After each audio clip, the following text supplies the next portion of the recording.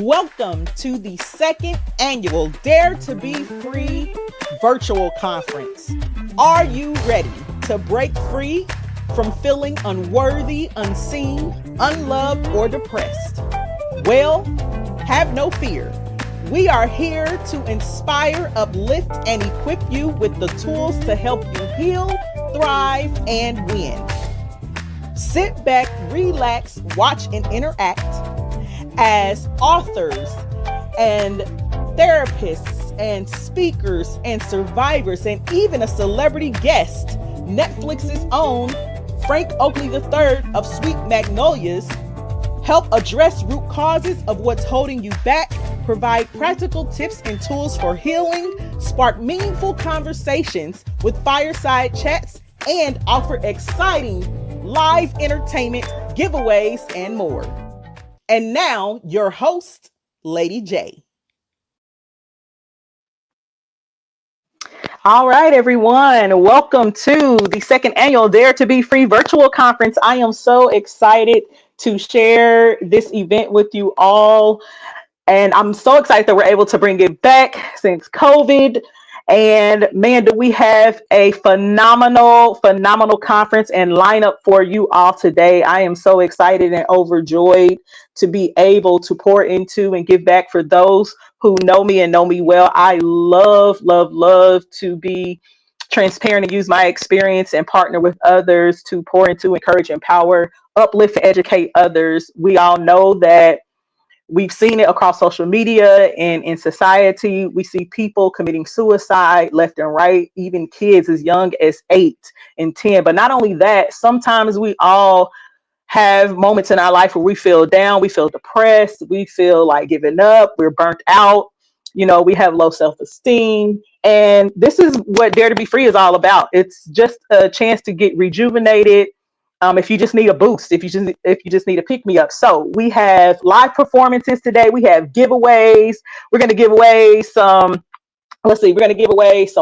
We're going to give away tickets to an adventure zoo. We're going to give away tickets to Dave & Buster's. We're going to give away quite a few things. So stick and stay. Don't go anywhere. We are going to open up with a performance and entertainment really quick, and you'll learn more about some of our guests today that will be joining us for the Dare to Be Free conference.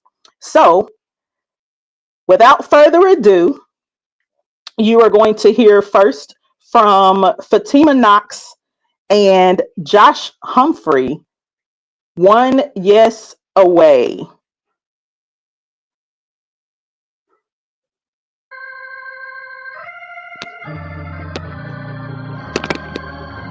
For every time you've heard the word no in your life, the time for your yes is finally here. We've come to encourage the believers that you are one yes away.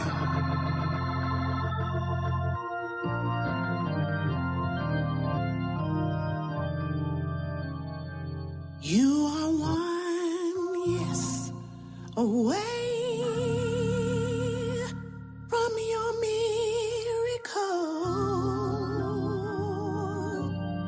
You are one yes away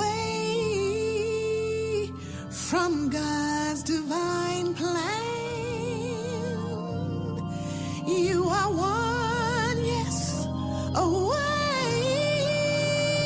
from your destiny.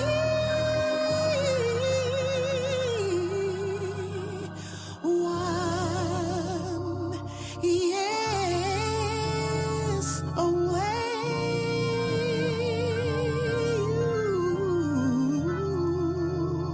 You are one yes away from your miracle. You are one yes away from God's divine plan. You are one yes away from your destiny.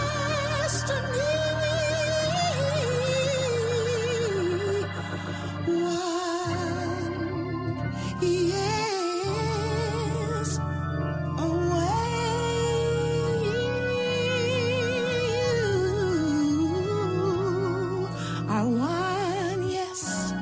away from your breakthrough. You are one, yes, away from deliverance.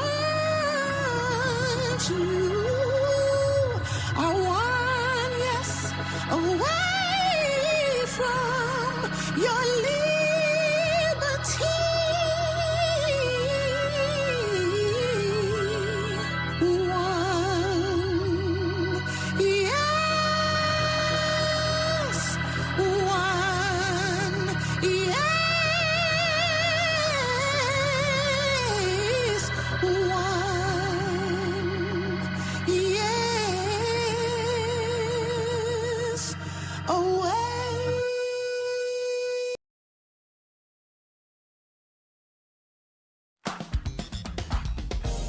David Miles is an award-winning international speaker, pastor, professor, and consultant.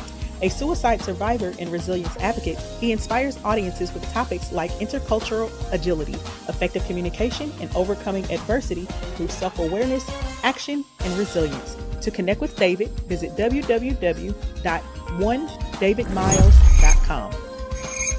Ron Godfrey, a multi-award-winning SAG actor, producer, author, and entrepreneur, embodies persistence and resilience. His motto, Grind and Conquer, defines his work in major film and TV roles, inspiring others through his personal journey and accomplishments. To connect with Ron, visit www.rongodfrey.com.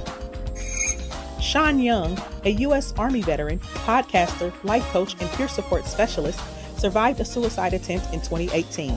Now, he uses his lived experience to help others overcome trauma and find hope in their darkest moments. To connect with Shawn, visit linktree/Sitting with Shawn. Billy Bird Sr., a soulful R&B artist turned gospel musician, weaves his spiritual journey into his music. As an elder and youth pastor with a rough past, his album, I Trust You, reflects faith, transformative power, offering hope and redemption through worship. To connect with Billy, visit www.billybirdsenior.com. Sergeant Aaron Quinones, a former U.S. Marine Corps Special Forces Sergeant, led operations in 1st Angelico and served as a close combat instructor. Now a successful entrepreneur and community leader, he helps veterans through his award-winning Healing Through Service program. To connect with Aaron, visit www.sgtq.net.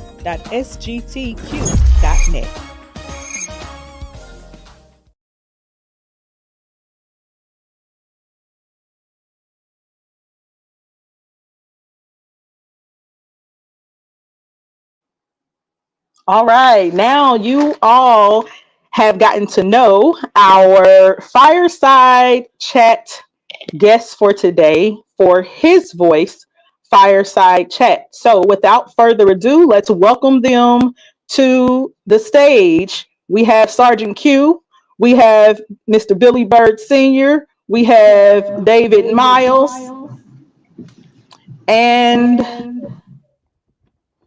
we also have Mr. Frank Oakley, Shawn Young, and that is our fireside chat for today. Hello, fellas. How are you today? I'm getting some feedback. How you doing, Lady J? I'm great. Someone has their audio on for the show. Hello.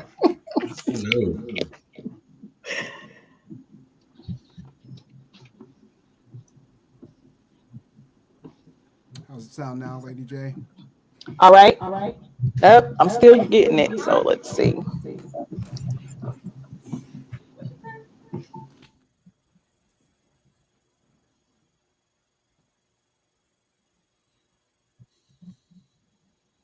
All right, so we're gonna get this started real quick.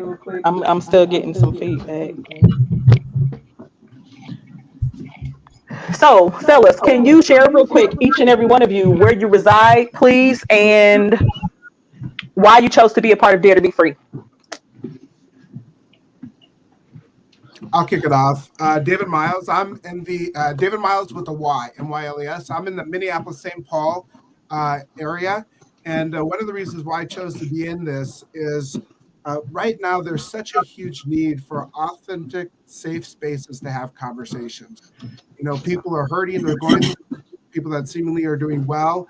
And the reality is people aren't talking about this. And sadly, they talk about it after it's done. And so Lady J and to these esteemed gentlemen, thank you so much for being a part of this. I'm honored and excited for what's going to happen after. I guess since I'm right beside you, I'll go ahead and start off as well. My name is Billy Bird Sr., executive youth pastor and mission pastor of House of Prayer Evangelistic Church out of Kansas City, Missouri. My church is in Kansas City, Kansas, but I reside in Kansas City, Missouri. Go Chiefs! All right. So anyway, but the reason why I wanted to really be part of this is because it's an opportunity to show transparency. So people to be able to see us and see men come together, but also the diversity, but also to be part of such a great group and to be able to talk to the nation, talk to the world about being free and about being who you are, like you said, the authenticity, about us being unique in who we are. So this is an opportunity. So I thank God. Thank you again, Lady J. Appreciate you. All right, well, my name is Aaron Quinones, and I'm in Enumclaw, Washington, which is just about an hour outside of Seattle, way up into the mountains, the foothills of the Cascades. And I'm here today because I want to help other people take control of their mental health journey. I struggle with mental health, and I believe the best way to help people take control of their mental health journey is to do three things: educate, empower, and encourage them about how the brain-body connection works.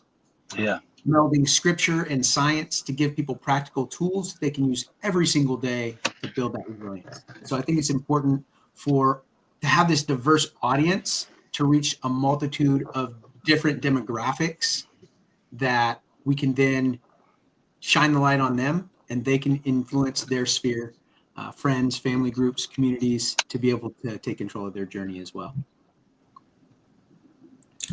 I am Shawn Young. I am a peer support specialist, life coach, shamanic healer, podcaster, man of many hats.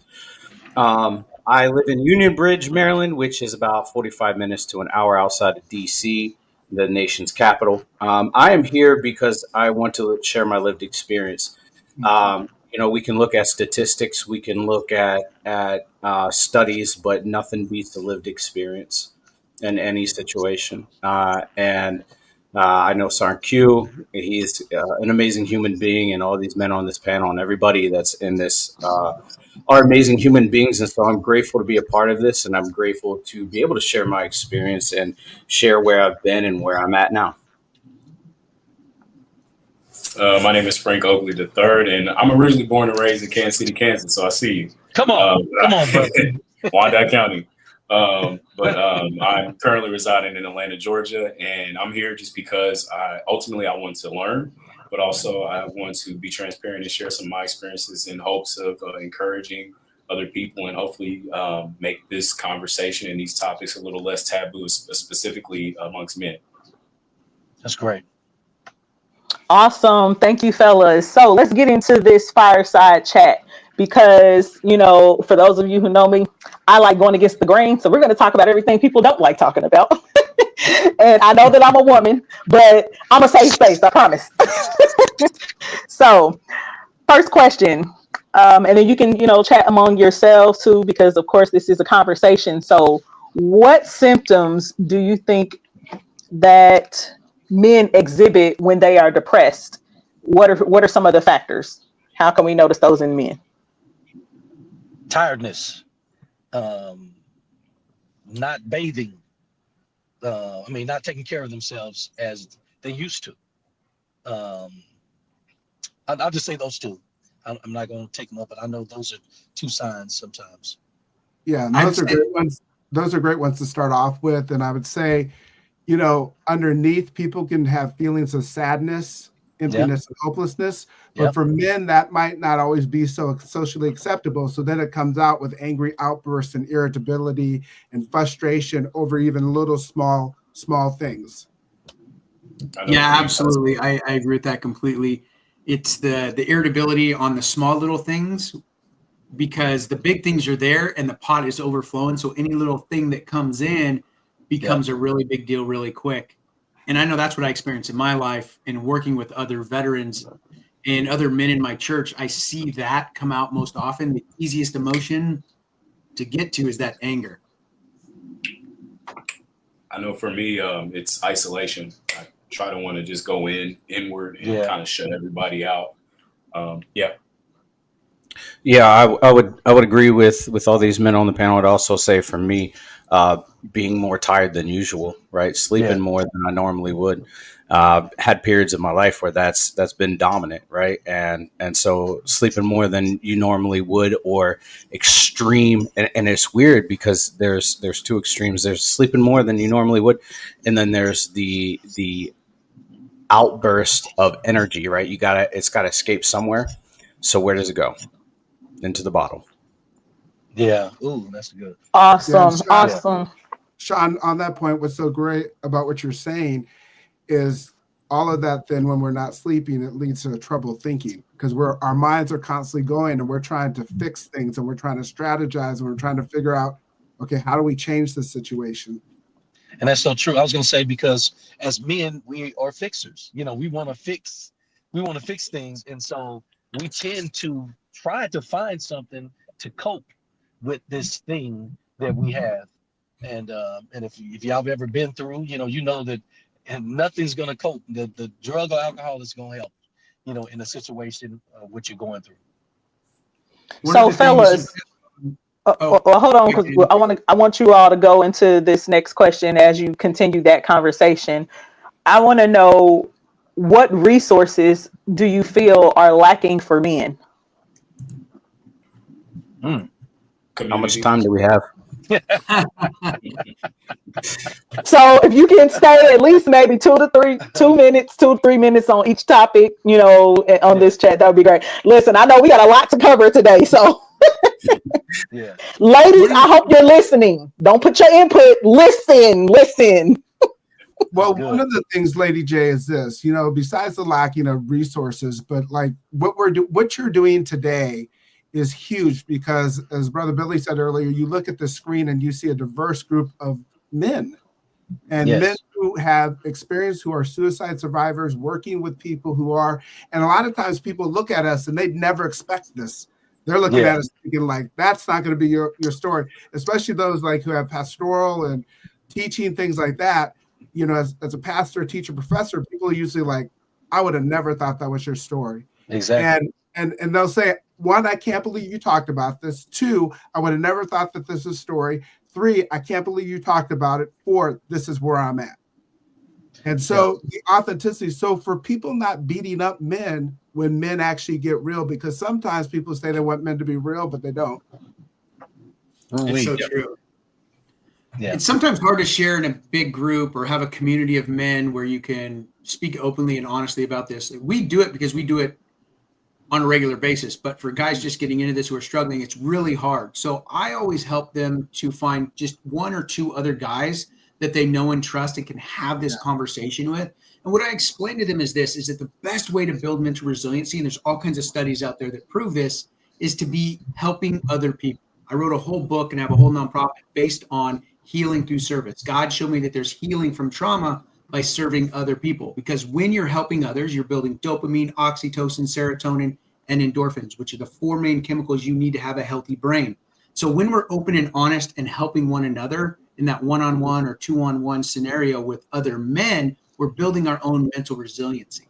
And here's the important part. If you're struggling and you don't reach out to those guys, you're not doing them any favors. You're actually robbing them of the opportunity to build their own mental resilience, because that's the best way for them to build their mental resilience, is to help you through that rough patch that you're dealing with. Mm-hmm. And so when I break this down to the guys and I explain what we did in the Marine Corps and what we did in the small teams in Anglico, where every guy was supporting the guy to the left and to the right, the one up, one down, and how that built camaraderie and that made us successful on the battlefield, I explained to them they can use that exact same thing on a new battlefield, the battlefield of the mind. Absolutely. I agree with that. And I think for me, it goes to getting around and doing what we're doing here, getting around like-minded people and talking about things that you can't talk about in the open, right? Like we can't just walk down the street and be like, "Hey, you want to hear my story about suicide?" Like nobody's gonna listen to us, right? But getting around like-minded people and actually taking the time to listen and not just hear, but listen with your heart and with your brain, because your brain is going to tell you one thing, but your heart's going to ultimately tell you another thing. And finally, I think one of the resources that we're missing is the ability to voice these things, these concerns that we have, and people take us seriously. It's because like all the other men have said, we're fixers, right? And we're supposed to be able to fix things, but how can we fix things if we can't even fix ourselves? And that was the biggest issue, one of the biggest issues I faced. Like, how can I fix anything in this world if I can't fix myself? And so I think one of the things that this world is missing is a set of ears that lead to the heart and the brain. Yeah. All right, fellas. Real quick, what are some of the most common contributing factors to depression and suicidal ideation among men? Not being able to have a support group or someone to talk to. I think that's our main thing of not. Um, I believe our pride and ego of men, because we're built to lead. You know what I'm saying? That's a thing that and we often don't know how to lead. So, but we have a facade of leading. And so when things start to fall on us and start to crumble, we don't have a outlet to talk to anybody without feeling embarrassed, without feeling some way. And so that's where things begin to shatter. That's when we begin to fall off and start to do things that's not good for us. And so if you would ask me, that's what I would say is having a sounding board without feeling someone looking at us differently of when we say something. Massive life changes that we can't control. I know one in the leading situations for me. Well, two of them was leaving the service. So I was getting medically separated from the Army, and I couldn't figure out like what was next in life. So I felt like I was gonna fail regardless. And I was also going through a divorce, right? So two nasty situations that were out of my control that I could not fix on my own. And so the lack of control really, not not obsessive control, but the control that we're supposed to have in our life was gone. I would say, Go ahead, brother. I would say a lack of purpose. Men, we're very purpose driven by That's design, good. and when we don't have purpose or feel like we don't have purpose, that it can be a real quick, nasty spiral to that space mentally and emotionally. So, yeah. For Yeah, me, I it would was a lack of understanding what was physically happening in my brain. Everybody thinks that a mental health crisis is just in your brain, but there's actually physical components inside your brain that are malfunctioning. And we need to learn how those things operate. Guys are fixers. And so that's what I did. I studied how the brain operates, and what happens during a mental health crisis is that our cognitive thought process is reduced. Our ability to think, plan, and make good decisions, impulse control is all impacted. So when people attempt suicide, when we talk to people who survived it, they all regret that attempt, but they feel like they had no other option at the time because they lacked impulse control. So when that intrusive thought came in about ending their life, we act on it, not because we actually want to die, but because we lack the impulse control, the ability to process through that moment in time. So when you can explain this to guys, and this is how it works, then they're more apt to reach out because they realize this isn't just a mental health issue. There's physical issues happening in the brain, and we can fix that if we just knew how. And so we give people those step-by-step processes of things they can put in place. And the number one thing is having a battle buddy, one or two guys that you can communicate with on a raw, real, emotional level and can support you when those moments come. That's what I've found has been the most effective. All right, fellas, we got about 3 minutes left. So I'm going to ask these last two questions, and if maybe two of you can hit on them real quick. One, how does a lack of self-esteem and self-awareness present, and how can it be rebuilt? And then two, what does an actual safe space look like for men?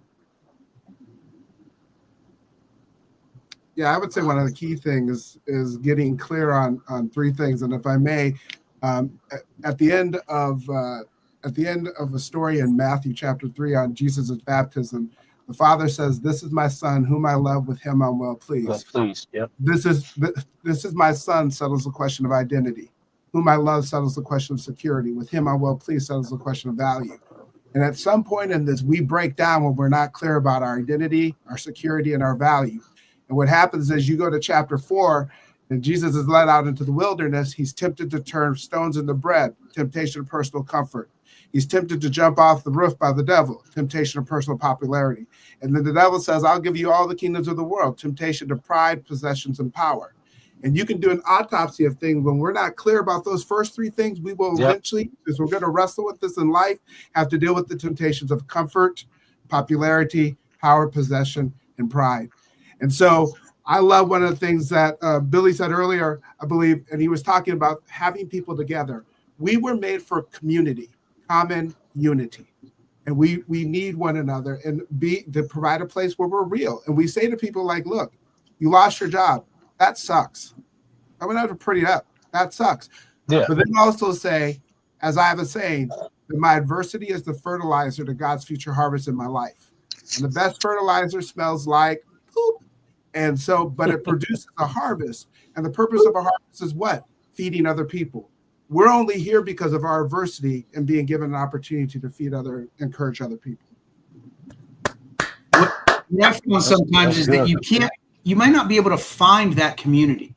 You may have to build it yourself. That's what I had to do. And that's what a lot of men have had to do is they couldn't find it. So they had to build it.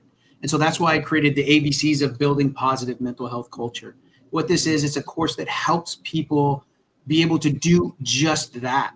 It educates you on the brain-body connection, and then it empowers you through these small little steps to build that community of other like-minded individuals. And what that means is that you are now finding purpose, helping other people, which builds your mental resiliency and rebuilding your community at the same time. Our tagline is healing through service, because there's healing through serving God and serving your community. Yep. Well, fellas, listen, I want to thank you so much for this conversation. This conversation is good. I wish we could keep going, but we got a lot more to cover and talk about. We got more people coming on. We have the Her Voice Fireside Chat coming up. We have the interactive panel discussion where those of you who are watching across Twitch and YouTube and Facebook and LinkedIn and all these other places that I cannot see right now, but all of you get to interact, ask questions, and be a part. So fellas, thank you so much for being a part of this fireside chat. Some of you, I don't know if I'll see some of you back for the panel. Shawn, I know that you are going to be coming up here soon. So as we move along, I want to thank these guys for, putting their 2 cents in and helping us, realize some of the things that men deal with and what they need. So I hope that you all were listening. And as we move right along to the next phase of the show or the conference, we're going to get into some more entertainment and commercial, and then you'll learn more about the next set of guests that will be coming up here on the Dare to Be Free conference. So up next, we have Adrian and Music Box with It's Every Day is a Blessing. So Every Day is a Blessing, Adrian and Music Box. And then you'll hear from our next few guests. So don't go anywhere. All right. We'll be right back.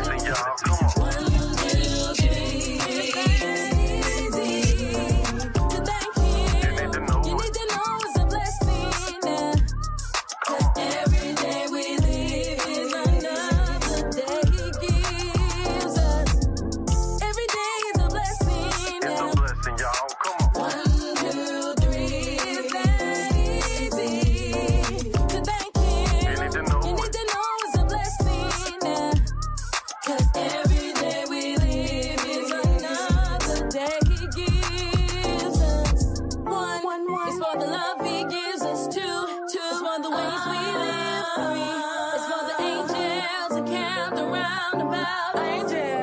Every day we wake up, another day to make up. Our will to do His purpose is perfect in you.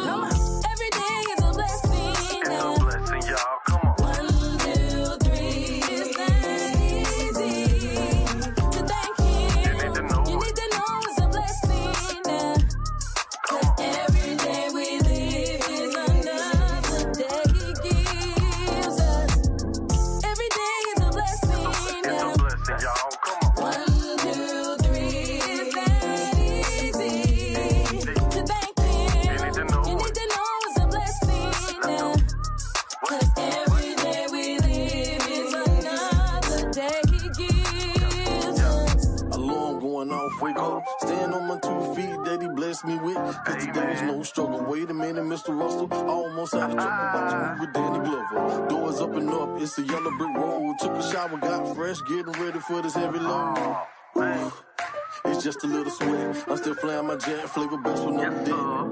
Every day is a blessing. It's a blessing, y'all. Come on. 1, 2, 3, it's that easy to thank Him. You need to know You it. need to know it's a blessing. 'Cause every day we live is another day He gives us. Every day is a blessing. It's a blessing, y'all. Come on. 1, 2, 3, it's that easy to thank Him. You need to know You it. need to know it's a blessing.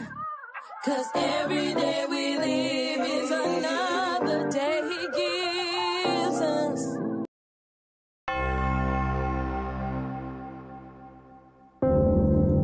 Four women, four battles, one life-changing moment. Based on a true story, I Survived Suicide, the movie, Volume 1, takes you on an unforgettable journey of trauma, resilience, and redemption.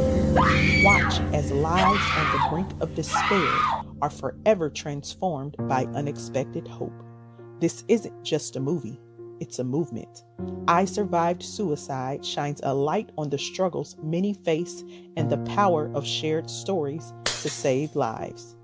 Experience the story and join the movement. Be inspired, be moved. Witness the power of hope. Watch I Survived Suicide, the movie, Volume 1, available now. Visit www.egotvnetwork.live to watch. Available on streaming platforms soon.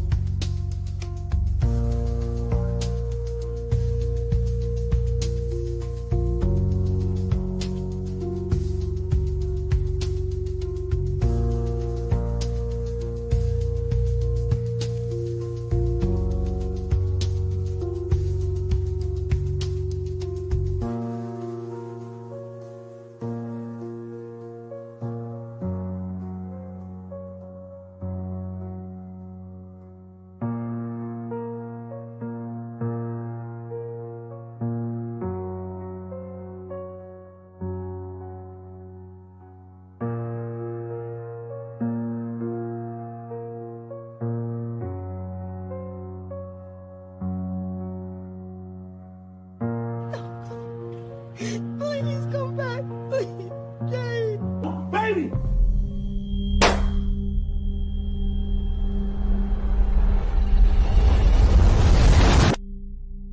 Don't give up.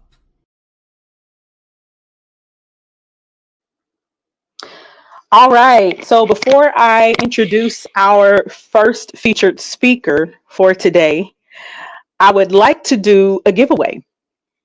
So, real quick, if someone can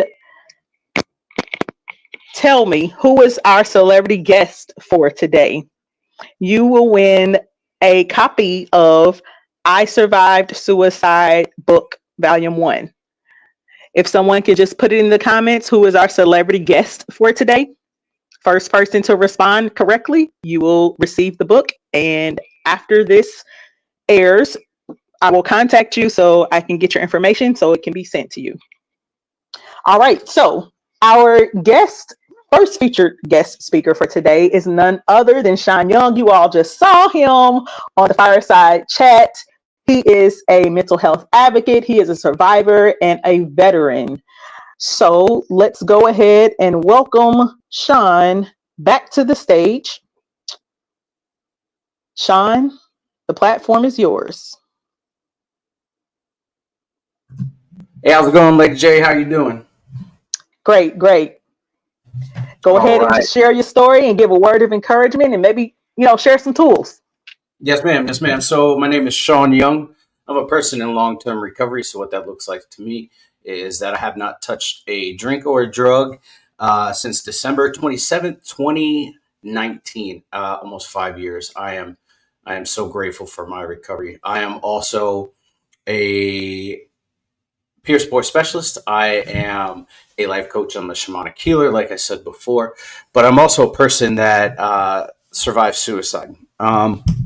Pretty much all my life, I have struggled with ideations of suicide, all the way from the young age of 10 to 12, and then continuing on later in my life. When I was younger, I had a really rough upbringing and lived in a mostly abusive household with my father, and things weren't great. And I had this thought process of like, I don't want to be here anymore. I don't want to live. This is too much, even at a young age. And so one day I had this multi tool, which is like multifunctional tool, and I had the knife setting and I put it up to my wrist, and something in me said, I can't do it.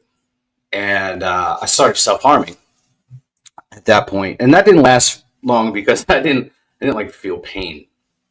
And I think as humans, we don't like to feel pain. That's why we have so many vices that we escape to and we run to, and these situations um, in which life would be much better if I wasn't in pain. So naturally, I didn't want to feel pain, so I didn't follow through. I joined the army in 2006, and life was rough for me. I didn't have this willingness to die. I just didn't really want to live, and I was on this deployment in 2010, and it was rough. It wasn't the roughest one, but I was run ragged with um, little to no energy left in me. And when I went home and at the end of that deployment, I just had this screw it mentality, and I turned to alcohol and drugs. Yes, while I was in service, I shouldn't have, but I turned to alcohol and drugs and was living a much riskier lifestyle than I normally would have. I I got away with things that I shouldn't have, and I did things that I'm not proud of, and I have made my amends for those. But the the thing is when I started getting that mind frame of I don't care if I live or die, that continued that trend of suicidal ideations, um, because once I got back to my unit, I just continued to progress downhill and spiral downhill continuously. And as I kept snowballing out of control, I got to a point where I would just cling to the first thing that showed me love because I didn't know how to love myself and I couldn't love myself. And so the first thing that I could cling to was a woman. And I have a daughter by that woman, and I'm so grateful. She is an amazing human being, but I wasn't the best version of myself for myself, and I wasn't the best version of me for my child or my daughter. And so we ended up splitting and getting a divorce. And shortly after that, I got remarried, and I moved from from North Carolina to Alaska. And that's where like my mental health started to deteriorate really quickly. And I mean, like at a rapid pace. I got to Alaska to that unit. They were slated for another deployment.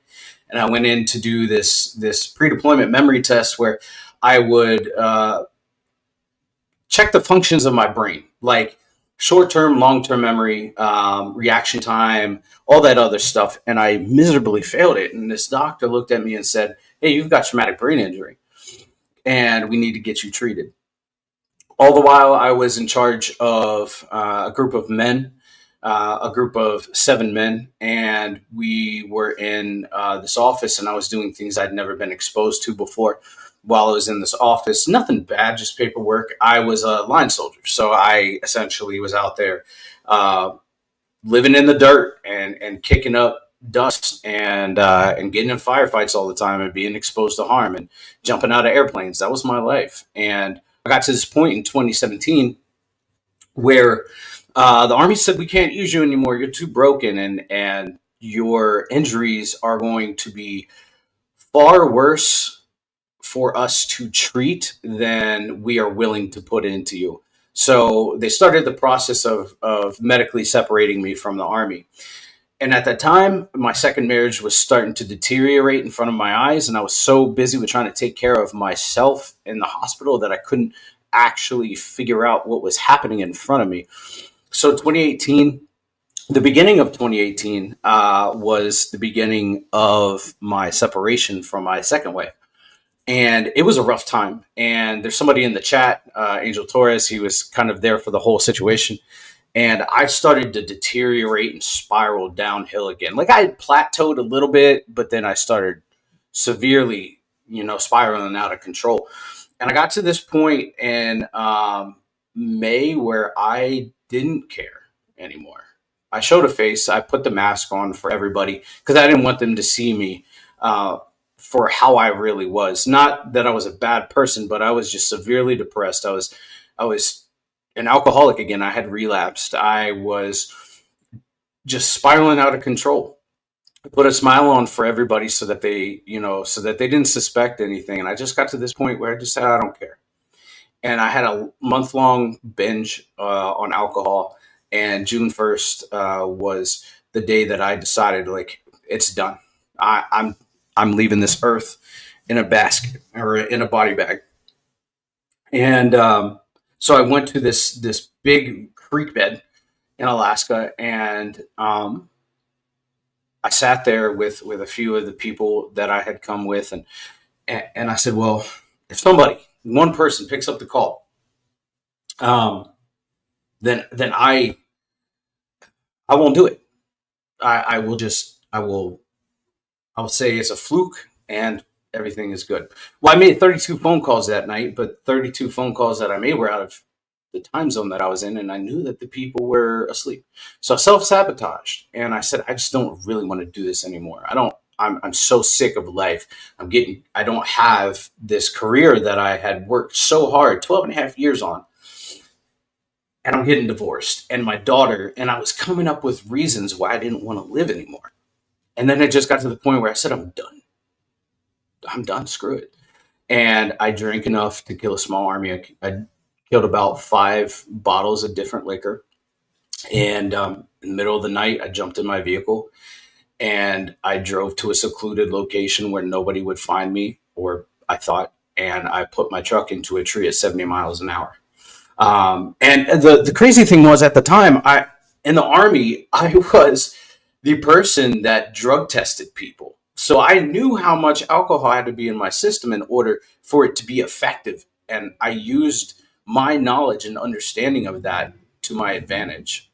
And I hit that tree, and the next thing I know, I'm waking up in the hospital. And my ex-wife is next to me, and she looks at me and she says, you're dumb for doing that. And that's the last thing I wanted to hear, right? Was like, you're dumb for doing that. And then my chain of command came and said, you're dumb for doing that. This is the last thing I wanted to hear from people that I looked up to.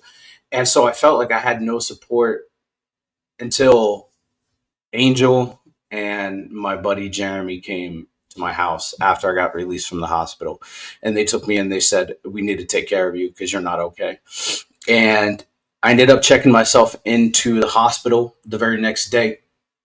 And the things that I learned in that month time frame away from the regular world that I knew started to make this little impact on who I am today, just a little bit. That was 2018. What am I doing now? Like I said, I'm a shamanic healer. I had to work so hard on my mental health because I wasn't just suffering from mental health crises, but I was also suffering from addiction, and I was suffering from a lack of self-love, and I was just a lack of faith and a lack of understanding of who I am and perspective to the outside world and where I fit in. And I started working on becoming a peer support specialist. And when I became a peer support specialist, I ended up moving on and working. And now I'm a life coach. And I am also, like I said, a shamanic healer, where I use my spiritualism and what I believe in the energy from the earth to help people heal from what is bothering them. And not to say that Western medicine doesn't work, but it doesn't work for everybody. And it didn't work for me. It started to work, but there was something more that needed to be done. And now I'm gonna share a little bit of statistics I looked up in preparation for this. So this is off the VFW website. Within the key report findings, the VA data showed that in 2021, reported suicide rate was higher amongst veterans between the ages of 18 and 34, followed by the ages of 35 to 54. The rate in 2021 was 39% of all veterans committed suicide. And that's a 1% increase from 2020. And with the estimated 6,392 veterans that had reported committing suicide, 6,042 of them were men. And that is rough. That is a rough statistic to look at, considering that I am myself a veteran and that I live in this population. Also, I looked at statistics from the active duty component, and the active duty component said that in the fiscal year of 2023, suicide amongst service members was at 523 reported cases. That doesn't actually go into unreported cases of suicide. Or what was deemed to be suicide. And the previous year was 493. And that is out of every 100,000 soldiers. So that was 9% higher from 2022. And most service members who died by suicide were enlisted young men that were not at a higher pay grade. Suicide rate amongst males, and this is just, general studies. Suicide rate amongst men in 2022 is approximately 4 times higher than the rate amongst females.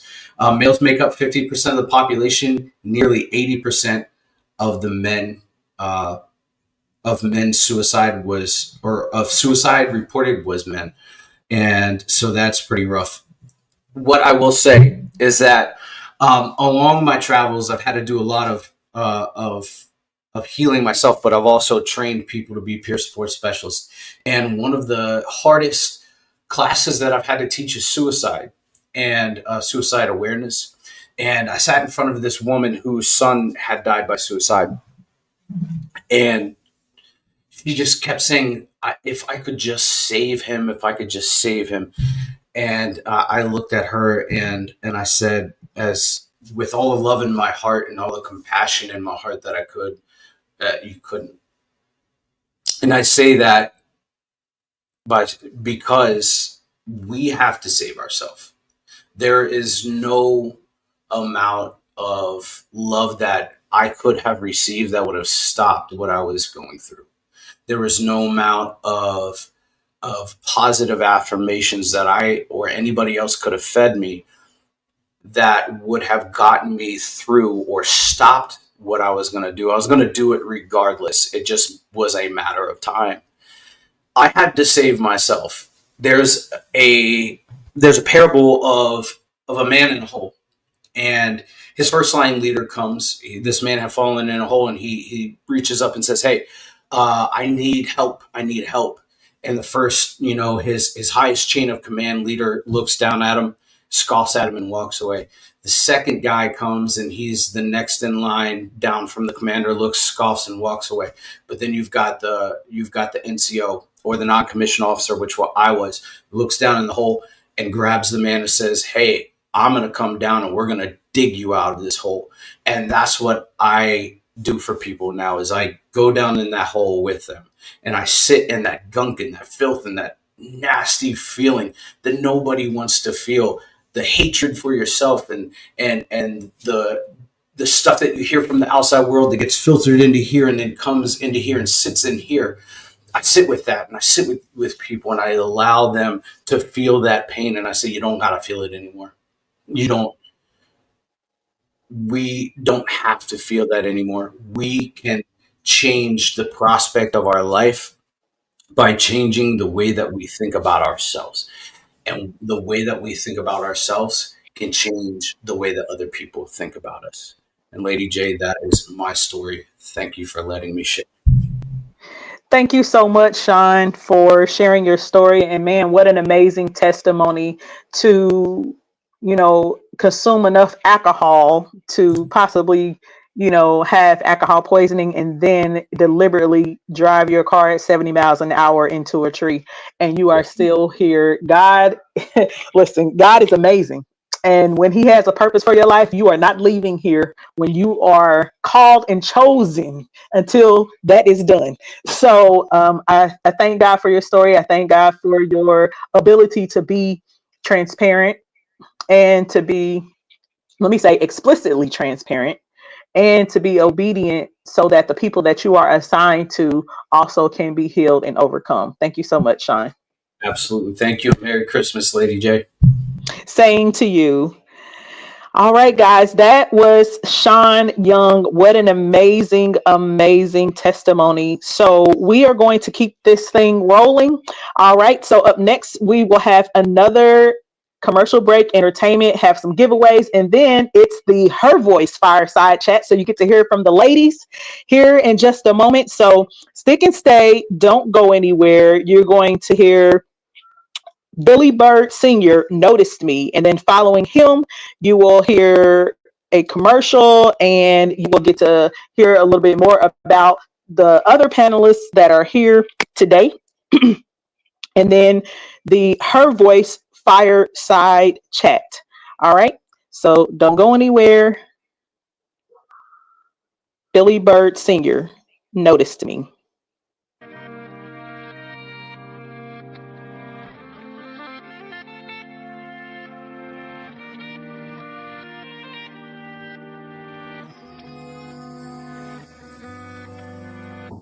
I know I have a past that made me feel this way. I know I did some wrongs, I need some love today. A little grace and some mercy. Your brother really hurt and I really need your loving. I'm tired of doubting myself, fighting myself. Does anybody hear me? Lord, I'm calling on you, cause your word tells me to. Then you told me you love me from the beginning. Cause Father, you notice me. Father, you notice me. You favor me from the beginning. Cause Father, you notice me. Father, you notice me. I meditate on your word day and night. I gotta focus on how to live right. I gotta be strong and courageous, filled with your greatness, cause ain't nobody stopping me. I gotta remind myself not to be broken. I gotta remind myself that Jesus died for me. I gotta remind myself to stay holy. Holy, holy, holy. Cause you love me from the beginning. Cause Father, you notice me. Father, you notice me. You favor me from the beginning. Cause Father, you notice me.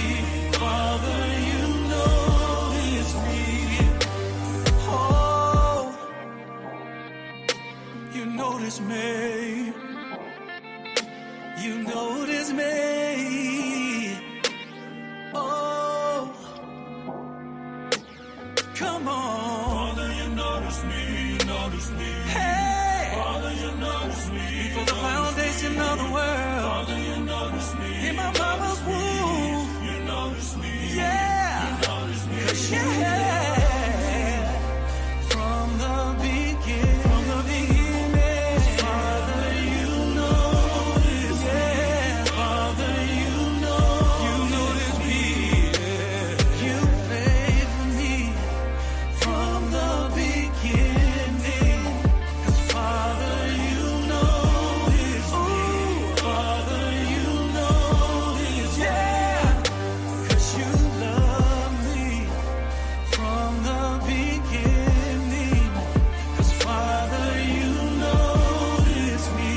Father, you notice me. You favor me from the beginning. 'Cause Father, you notice me. Father, you notice me. You are not alone. Your story matters, and together we can save lives. Welcome to I Survived Suicide Movement, a powerful community of courage, healing, and transformation. Share your story in our book series or docudrama films, or remain anonymous and inspire others from behind the scenes. Your voice can make a difference. Whether you've overcome suicidal ideation, lost a loved one, or simply want to help, this is your chance to educate, inspire, and create change. Together, we can turn pain into purpose. Share your story, be a part of the film series, subscribe, support, and/or donate today. Join us at www.isurvivesuicidemovement.com. Together, we can be the light someone desperately needs.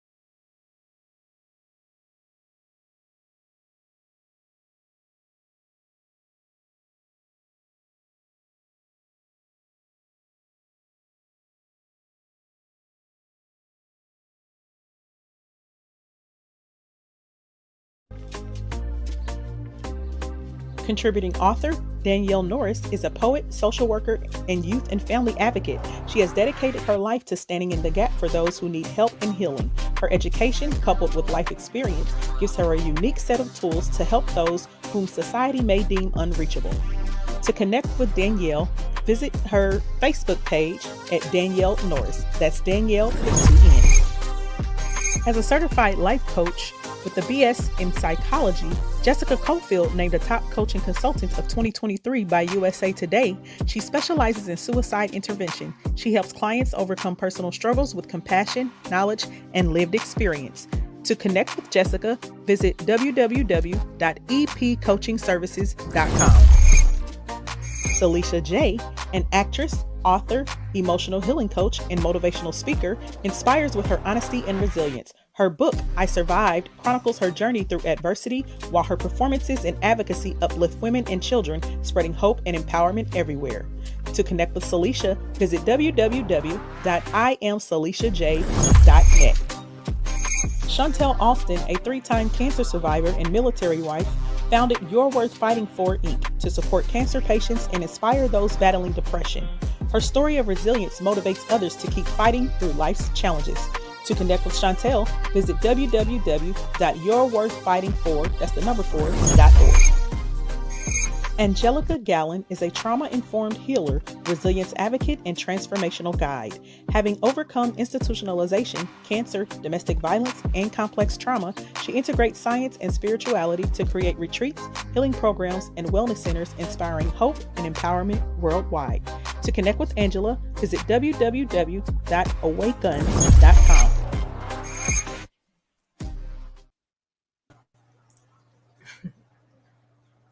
Now we have her voice fireside chat individuals, speakers here on the Dare to Be Free conference. We have one person, your camera, I think that's Danielle.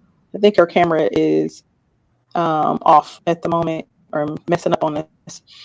But so let's welcome Celicia and Jessica and Danielle. And unfortunately, Michelle had a funeral to go to, so she won't be here today. So please keep her in prayer. And there was an emergency with Chantel. But you three ladies, you got it. Let's see. Oh, Danielle is back. So let's add her. Hello, ladies. How are you? How are you? Hello. Hello. Good. How are you? Good. I'm excited. I needed this. I didn't even know I needed this. So listening to everybody thus far. But so fireside chat real quick. Let's start with you all telling everybody where you reside and why you chose to be a part of the Dare to Be Free conference. Wonderful. Is there anybody going in? Okay, I can start. Yeah. So my name is Danielle Norris. I reside in Indianapolis, Indiana, and I just wanted to be a part of this Dare to Be Free conference for so many reasons. But I think the top two is that I have personally had my own battles that I have survived, and I'm still surviving and still navigating through in a healthy manner. But also, I work in a school as a therapist. And this year alone, we've had 3 students that have had success in completing, in ending their journey. And it has impacted our school community in a very big way. And I just want to be a part of something that is getting the message out here that this is 100% preventable. And that there is hope. And because you may be going through this journey now, it doesn't mean when you get 30 or 40 or 50 or 60 or even 2 weeks from now that things can change, hope can be renewed and restored. And so that is why I want to be a part of this campaign. Absolutely. Yes, so I guess I'll follow. My name is Jessica Caulfield. I am in Orlando, Florida. And, I'm so sorry to hear the statistics of what you've seen happening this year. But for me, it's, there's so many people suffering of all ages. And like you said, suicide is preventable. So it's really just being a part of something to say that there are other resources away from that suffering. And, it's just really getting more education out there about what those things are and how people can seek help.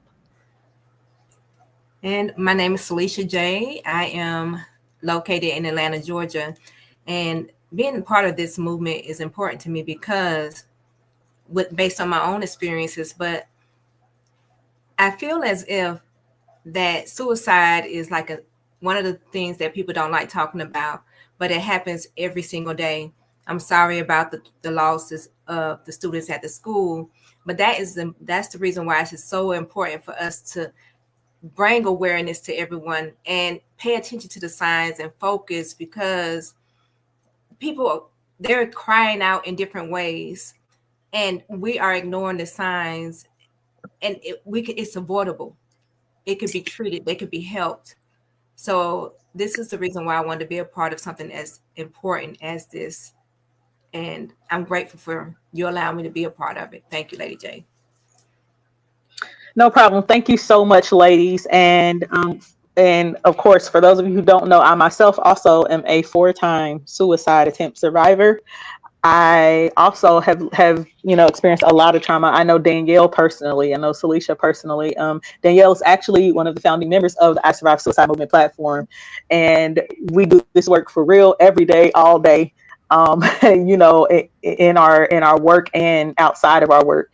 So I want to thank you all, ladies, for agreeing to be a part of this I have actually been withholding emotion since this conference began, because just listening to everybody and seeing this come to fruition. And like Celicia said, and like a lot of you said, this is a topic that a lot of people don't like talking about. And I know the Dare to Be Free conference is not just about suicide, but that is the ultimate,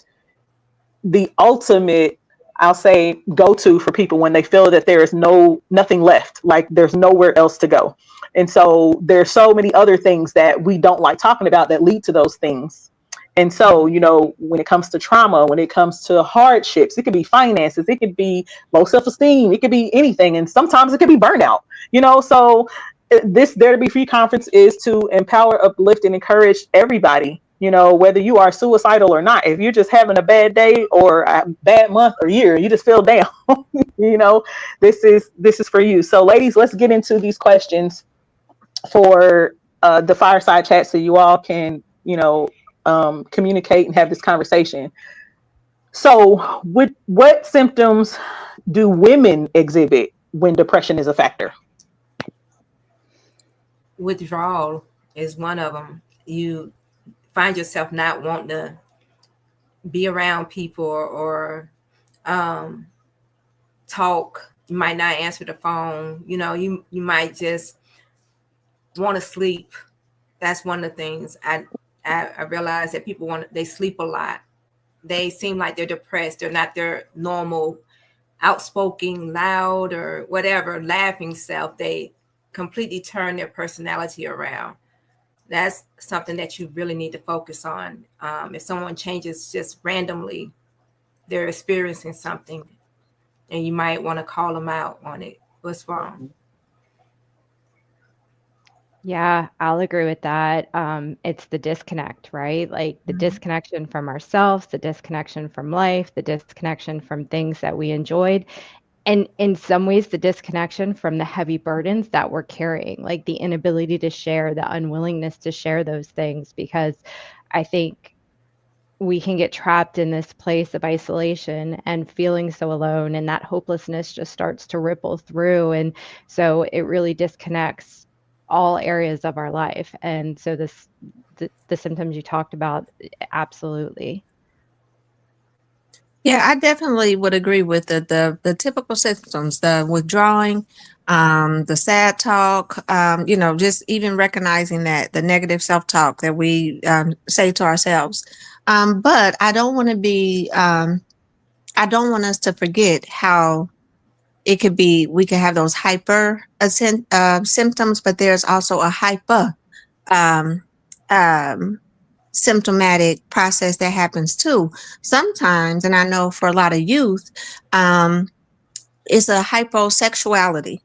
They are trying to get this feel-good chemical because they are fighting through this depression. So they are having a hyper sexual activity, and it's not because they're just trying to be fast. They're trying to feel good, and they are trying to get that dopamine, that natural chemical that is released in our bodies. When sometimes depression may show up as a heightened sexual activity, it may show up as overeating, because we know that food give us that same type of feel good feeling. That's why it's called comfort food, and we will get caught up in that sometimes, of eating that comfort food, just because, not so much that we're hungry, we just want that feel good feeling. So I think definitely the typical symptoms, but we also have to look at it from a different angle sometimes, and we have to look at those symptoms. Sometimes it is, I'm going out every day like crazy, or my spending is out of control, and it's not because it's because I'm trying to just feel good. I'm fighting my way through this depression, and it could just show up it could show up in many different ways, and it could look different among different individuals. So we can't be so we have to be more mindful and more open-minded when looking at what depression really looks like and who it shows up in, because it doesn't have a discriminatory factor. It's going to show up in anybody and everybody. It is showing up in animals. I just figured, they just told me that the dog is depressed. I'm like, what? Wait a minute. But it doesn't discriminate. So it could show up in many different forms.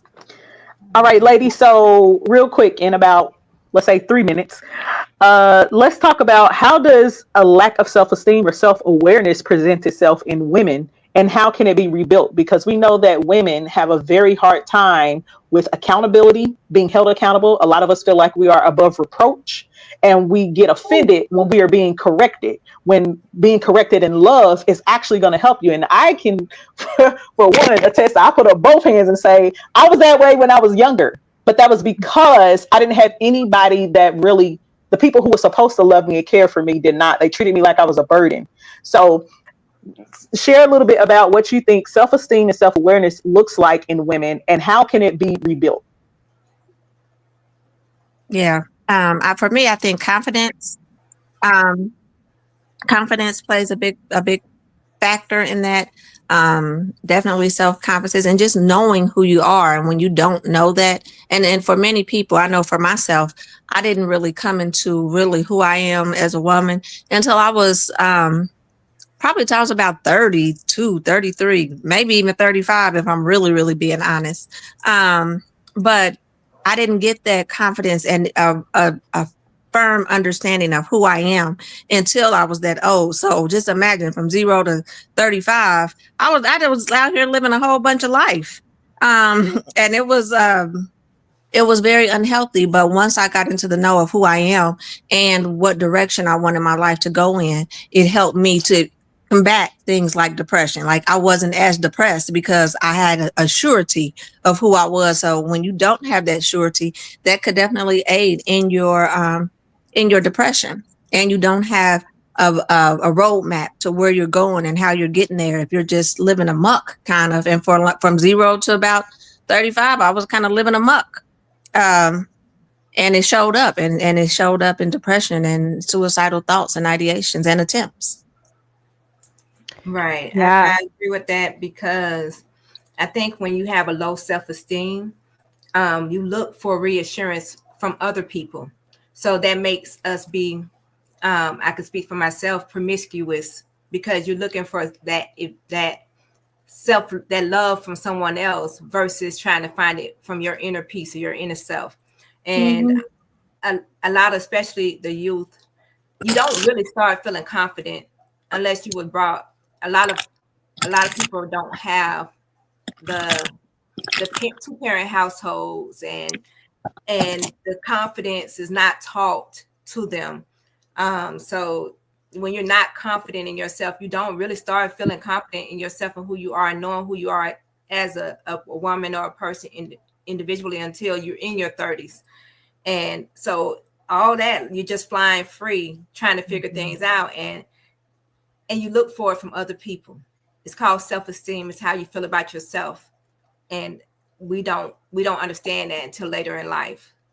So Yeah, I agree completely. And I work with a lot of youth, and one of the things that I try to skill build is worth, right? Like let's define your worth, your value.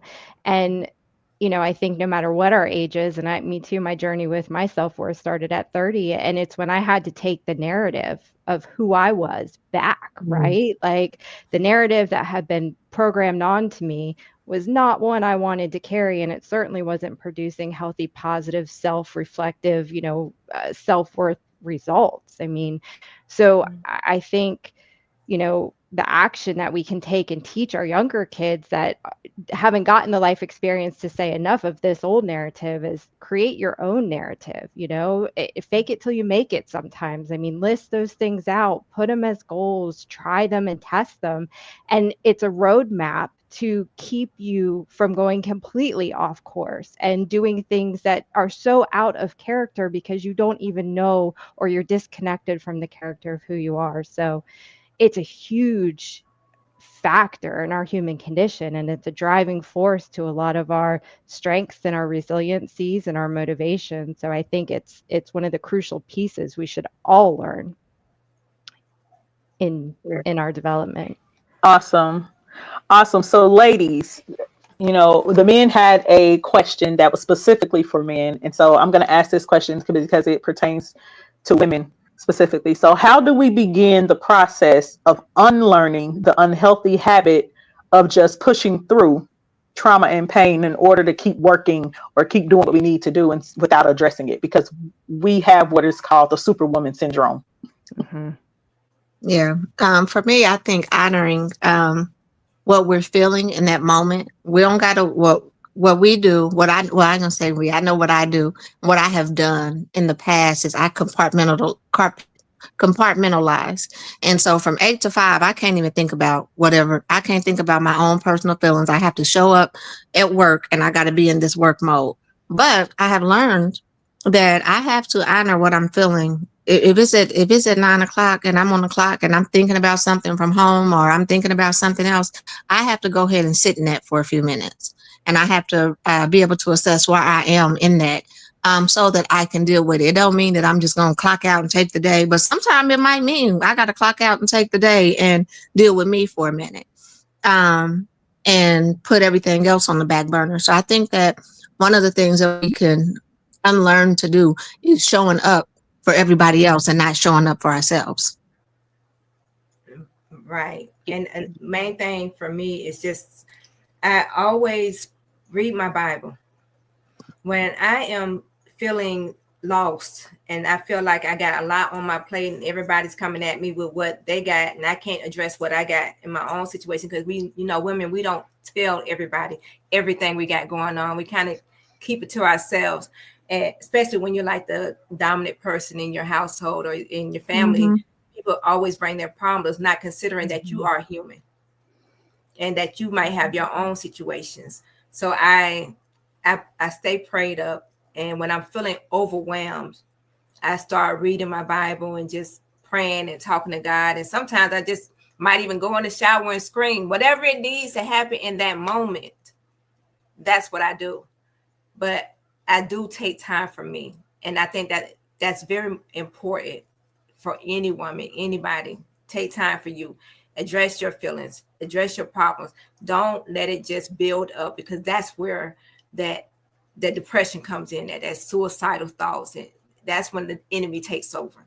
Mm-hmm. So yes, definitely. That time with yourself is huge. And I think, both of what you guys have said, absolutely. But I think too, women were always so quick to think about everybody else's needs that we never have the time left over. It's not that we don't care about our own. We're just so exhausted or burned out from giving to everybody else that we don't even, without taking that time, without touching base, having your faith, like you don't even know what you need anymore. You just know you're not happy.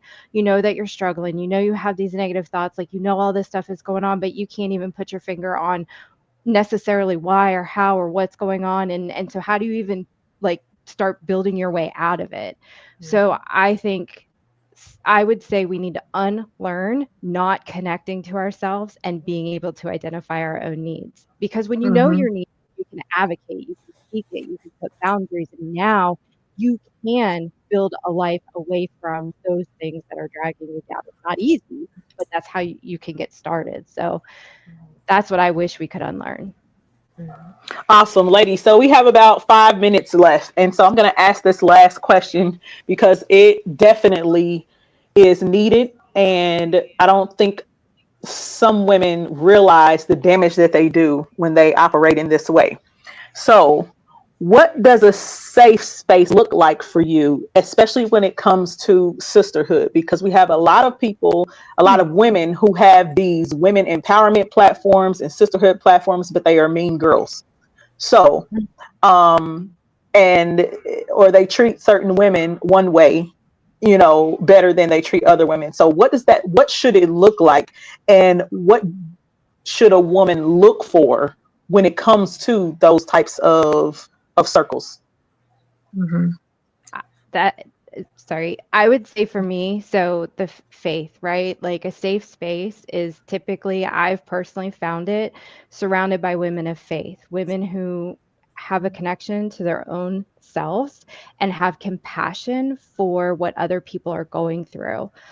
Because one of the things is when we finally get vulnerable enough to tell somebody the truth, the depth of what we're struggling with, and we're not met in a safe space, that could be the only time we actually speak it and communicate it. So making sure that you are paying attention to what the other people are offering and providing you when you have nothing to give to them. And if they're showing up and they're being compassionate and supportive and you feel safe and you feel encouraged, then I think that's a good indicator that you may have stumbled upon a safe place. With me is, I feel like that being around like-minded people that have experienced trauma, that won't judge my circumstances based on what I'm going through or who I am as a person based on what I'm going through at this moment, is knowing that I'm human, they're human. We're all going to face our own difficulties at some point in our lives, and just making sure that I am comfortable sharing my experiences, because they are not going to judge me. They're not going to carry my information to other people that are not in my comfort zone. I find that women, a lot of the safe space, and then, it's usually faith-based, just like you said, it usually be people of faith, because they don't want to talk about you. They want to help you. They genuinely want to help you. And so that's what a safe space looks like for me. And that's what I try to keep mine in. Just somebody I know is not going to make me feel like I am less than because I'm going through something in this moment. Yeah. Thank you for that. I think that a safe space, creating safe spaces for me is that I often get told that I'm a safe space for people. And I think that one of the things is I am consistent. So I think that consistency plays a big part of being safe. But not only am I consistent, I am very transparent. So, and I'll share, I don't sit with judgmental ears and judgmental eyes. I lead in love. And I need spaces that are led in love, that are created in love. But I think that people need to really get a firm understanding of what love is and how it shows up in places and spaces, and even in leadership, and how to lead in love. And so I feel like people truly understand that, and even these mean girl cliques that mask behind women's empowerment and stuff like that, I often look for a mirror in these spaces. Can you see me, and can I see you? And what you see in me, is there something that you see in yourself? So I like for my places to be consistent, please be transparent, be love led, and let love be the foundation, and be reflective, a place where someone can see what they need in me and I can see what I need in them. And that's it. Great answer. Awesome, ladies, man. I love those answers, and especially a mirror. That's good. Ladies, adopt that. Adopt that. Okay, please do. I want to thank you all so much for joining and being a part of this fireside chat. We have the interactive panel coming next. Please make sure that you are in the audience so you can ask questions. People are asking questions, and so you'll be able to answer or communicate with them as we continue in our conference. It looks like we're going to get done early, y'all, because Miss Michelle, she had a funeral to go to, which is great, but I am loving all of this. So up next, we have a phenomenal poetic performance, because our theme is Don't Give Up. So by Miss Kim Thomas, who actually performed this in the film I Survived Suicide Volume 1. So we have her performance coming up. You do not want to miss this. And we will have another giveaway and commercial as we introduce our panelists, which is the last segment of the Dare to Be Free conference before our wrap up. So please don't go anywhere. Thank you so much, ladies, for the fireside chat. You all did an amazing job. I really do appreciate it. All right, guys. So let's move on to our next phase. Up next, we have Miss Kim Thomas with Don't Give Up. Hey, I'm coming.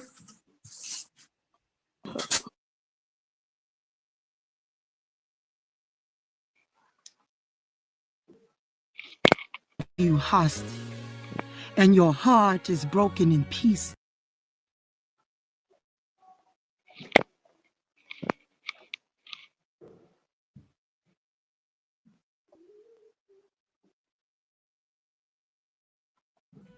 when your thoughts hold you hostage and your heart is broken in pieces, when broken promises meet your disappointment and the anger within releases, when the abuse seems never ending and a confidant cannot be found, when abandonment becomes reality and every stronghold has you bound, don't give up.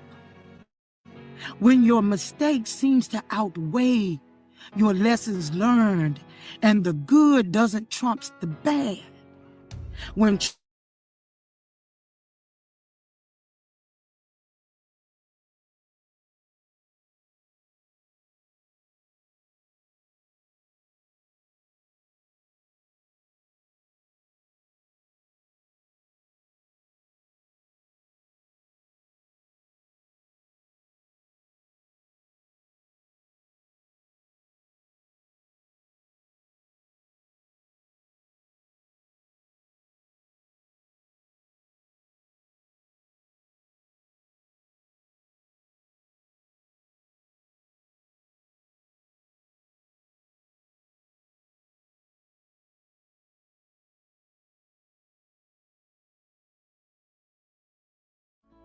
The Jeremiah L. Godfrey Brain Cancer Research Foundation is seeking donations and sponsors to help aid in its efforts to provide funding to researchers to find an effective treatment and cure for rare inoperable brain tumors in children ages 3 to 12, specifically diffuse intrinsic pontine glioma or DIPG. DIPG is inoperable and currently has no effective treatment or cure, and those diagnosed only live for 3 to 11 months after diagnosis. For more information and to make a contribution today, visit jlgresearchfoundation.org. Music, Corporate Rhythm by Roman Scenic Music on Pixabay.com.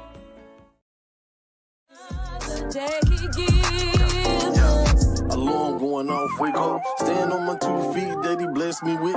Because my life was so messed up, and I really need your touch, and let it pray for me. My everything. We need your power. Oh, to come into my life.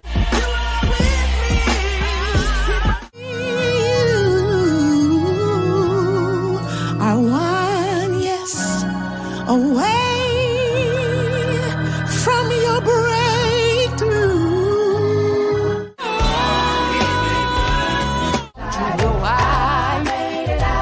All of the above. He's my keeper.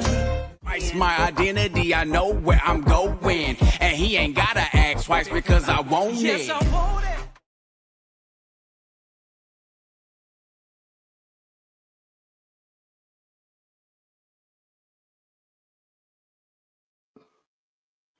All right, so we had some technical difficulties with our performance. So we're going to try this one more time and see, because of course technology wants to do its own thing today. So let's see if we can get our performance to play one more time, Miss Kim Thomas, and then we will introduce our guest for our panel.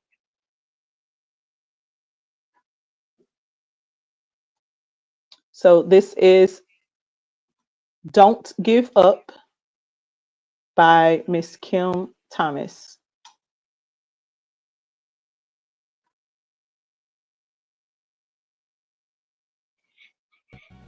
When broken promises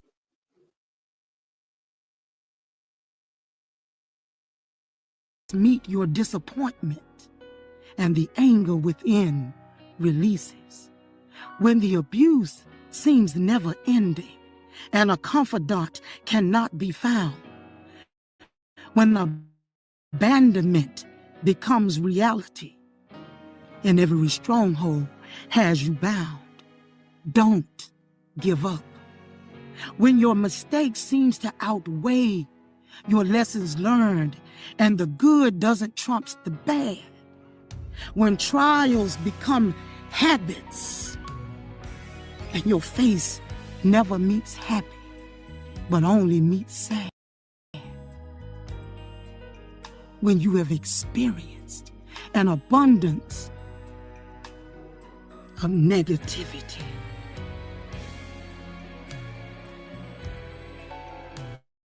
And your days become nights when your strength is depleted and you can no longer fight. Don't give up. When your patience has run out and you feel nothing but defeat. When you are ready to throw in the towel, but you don't have the strength for the floor to meet your feet. When the gun is to your head and the knife is to your wrist. When the rope is around your neck and the poison is to your lips. Don't give up. When all the odds are stacked against you and it seems like a never-ending flood. Remember that trouble doesn't last always, and you are covered by His blood. When you have been knocked down for the count, understand that you have not been taken out.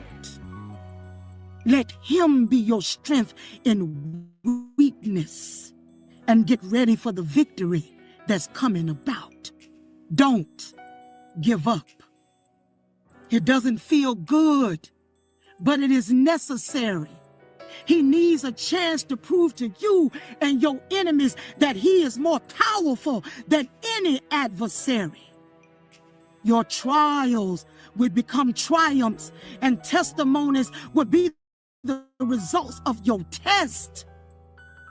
You had to go through the fire in order to be transformed to be your best. Don't give up. See, we've been there before, and He has kept us through it all. No matter how many times we were knocked down, He kept us every time we experienced a fall.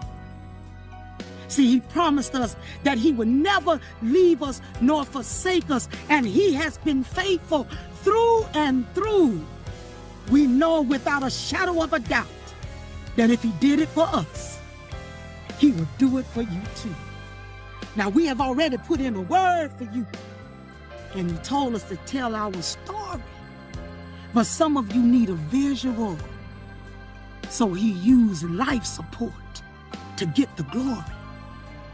Every low place is preparing you for the high. Now that you have exhausted all options, give Him a try. You don't even know that your faith is being elevated. And we want to encourage you as you go through. If you are afraid, ask Him. And tell me your servants sent you. Don't give up. Don't give up. Don't give up.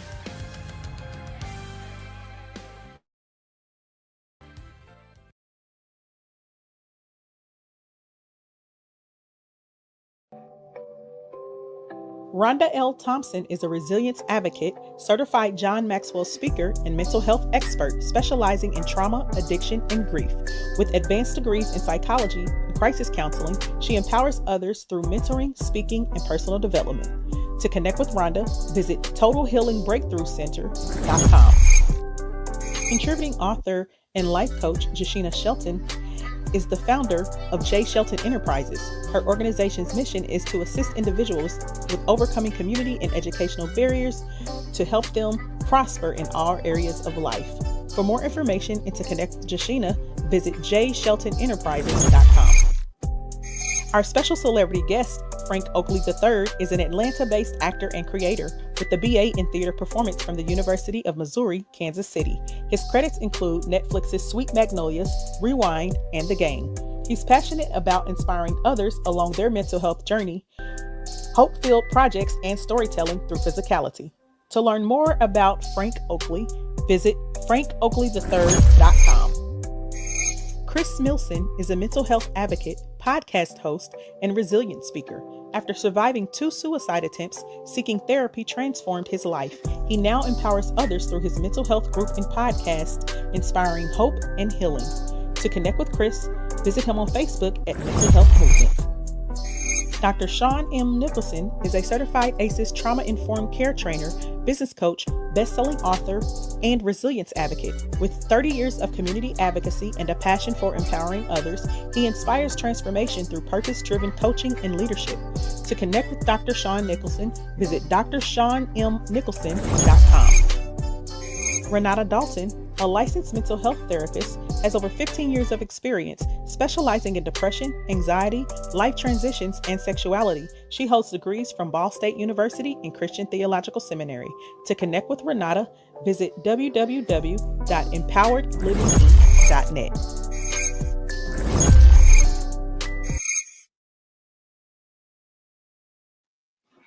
All right. I do apologize. Technology is doing its own thing today. Hopefully that you all got to hear the poem Don't Give Up by Miss Kim Thomas. Shout out to her. She did a phenomenal job. You all can actually watch that in the movie I Survived Suicide Volume 1, the docudrama, if you will. So our panelists, you just heard about our panelists. So let's go ahead and bring them on. This is the interactive panel for the Dare to Be Free conference where you all can interact, speak with, and submit questions for the panelists. So we're going to go ahead and add everyone to the stage for the Dare to Be Free interactive panel. Welcome, welcome, welcome, everyone. How are you? Good. How are you? How are you? We're good. Doing good. Great, great. So real quick, as I've been doing all day, everyone, please share where you're from, where you're, joining us from, and why you decided to be a part of the Dare to Be Free conference. Frank, I know you already did this once. Well, I could go first. So my name is Ranada Dalton. I'm based out of Indianapolis, Indiana, and go ahead. Oh, and this just a great opportunity, something very much needed that we need to speak on, like has been said time and time again. It's not a sexy topic. It's not one that people really want to talk about. But in order to heal, we have to acknowledge what it is and talk about it and go through the steps to heal.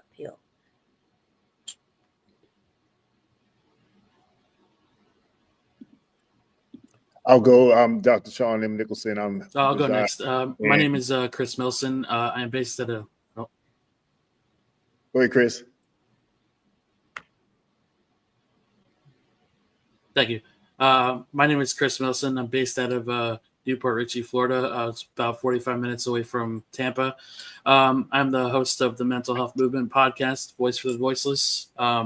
Journey started about when I was 8 years old. Parents got divorced pretty young, and main reason of having the platform that I have is because I wanted to be the person for everybody else that I didn't have growing up. So happy to be here and grateful for the opportunity. I'm Dr. Shawn M. Nicholson. I am based in Richmond, Virginia, and I'm excited to be here with this great group of panelists. I've enjoyed Lady J in this summit conference, rather. It has been tremendous. My background basically is being able to offer resilience training to those that need hope. My tagline is activate your passion, your potential, as well as your purpose. So I'm Jasheena Shelton. I'm now based in Indianapolis, Indiana, and I wanted to be a part of this because it touches me personally as a suicide attempt survivor, and also it impacts the work I do in the community. Awesome. And for those of you who don't know, Jasheena is also one of the founding members of the I Survived Suicide Movement platform. So shout out to her. So, all right. Let's get into this interactive panel. So I know we have about 20 minutes to, go over these questions, and then we're going to have a Q&A with the audience. I mean, everybody has been, commenting, asking questions and things of that sort. So I do appreciate you all for being here. All right. So First question: what can we do to support men and women during their transition from trauma and brokenness into healed and thriving? I think providing a non-judgmental space for people, it kind of it can remove any like taboo nature. It can remove any shame or guilt that often comes with struggling with things like this. And when we're doing that, making sure we're listening to understand and not to like fix or, you know, maybe reframe is a better way to probably do that. But ultimately listening to understand. I would agree with that. Also, to just show empathy. This is not a space to talk about sympathy or to sympathize with someone, but rather to be empathetic to what has happened and to just be that listening ear to what they have experienced, especially with dealing with a degree of trauma.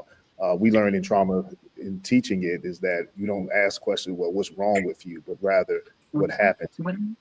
Yeah.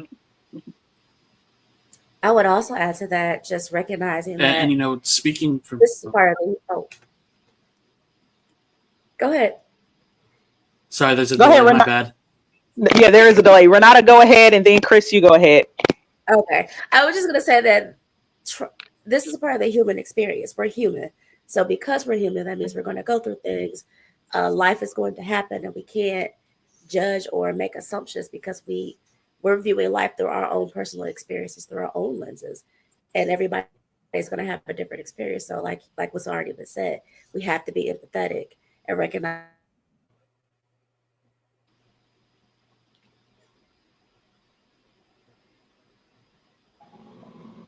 Go ahead, Chris. I was gonna say, speaking from the side of an attempt, you know, when I had my first attempt at 14, I just wanted to be heard. You know, I didn't want advice. I didn't want people to tell me how to fix my life. I just wanted to be heard, you know, and I think it's super important to remind people that they can have a safe space without judgment, that they can have somebody to listen without giving advice, because we don't all need advice. We all just want to be heard. We want to be seen. And that doesn't necessarily mean that we need answers to our problems. Yeah, I agree with Now, everything. based off of, go ahead, Jasheena. Yeah, I was gonna say I agree with everything, but also in certain times, be willing to share your own story, because we are human, and sometimes people make us to be like, "Oh, you're the big I." No, I'm just another human, right? And so, you know, just kind of be willing to be there in your authentic self.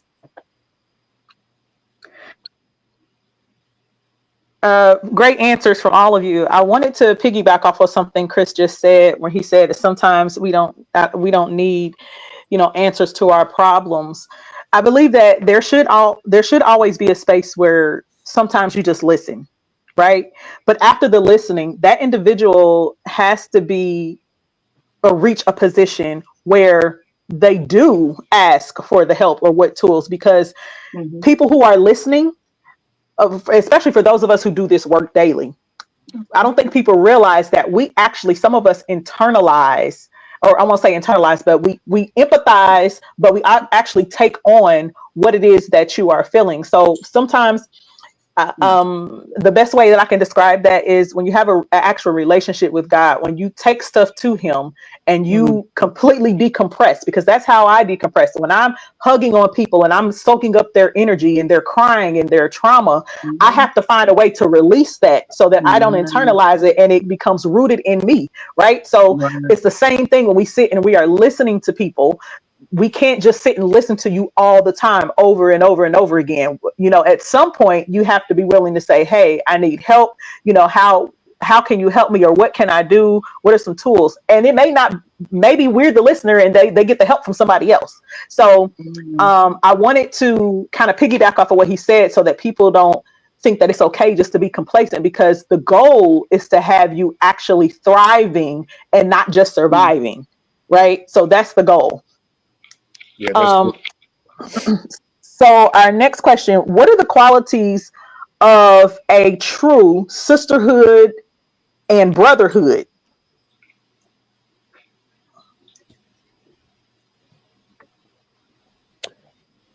well, I'll go as far as I brotherhood can is speak concerned. from. As far as brotherhood is concerned, it's going to be that sense of bonding and the sense of trust and understanding.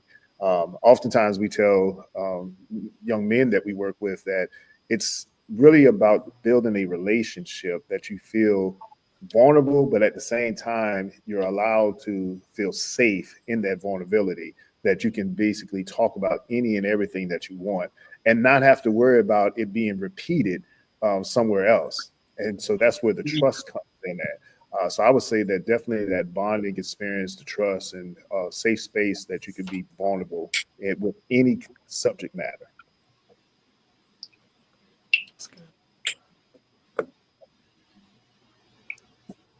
Ladies, anybody want to answer what does a true sisterhood looks like? Yeah, so for me, when I look for sisterhood, or it's not necessarily someone who has a similar journey, but someone who I think I can learn from and they can learn from me, and it's not going to end up, my business is not going to end up in the street. So I agree with that as well. I would also add to that there has to be a level of discernment. People mean well, but we have to make sure that we're seeking wise counsel, and that you feel safe, be able to be vulnerable, but you're getting solid information. Awesome. So, Karen, I see your question. I'm going to ask it in just a few moments. So don't go anywhere. For those of you who have questions, you can go ahead and start putting your questions if you'd like, as we, do this interactive panel, and I will get to them. All right. So our next question for the panel: how can we be more proactive in helping to recognize suicidal ideation or severe depressive behaviors?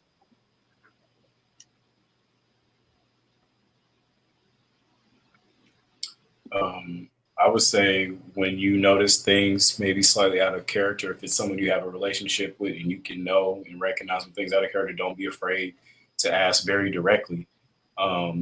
Hey, have you thought about killing yourself? Or, hey, are you struggling with this? Or, hey, just asking direct questions and not kind of skirt around. Because I know sometimes our tendency is to maybe be a little trepidatious or nervous about saying things for what they are. But people need to hear, obviously within reason. And if you have a relationship with that person, hear the exact words so they can feel and understand the weight of what you're asking versus kind of like the little tiptoe stuff. Even though that can be well-meaning, I think we can be a little bit more helpful by just asking direct questions when we notice little things out of place. Yeah, that's good. Yeah. Yeah, I would say I completely agree with that. I was going to say, I feel like if you're Great, Chris. Sorry about that. I think if you're a little more personal with people and like he said, a little more direct with conversations, I always say if you're not being raw with somebody, then you're not being real with them. It's like, hey, I've noticed that you've been off for a while.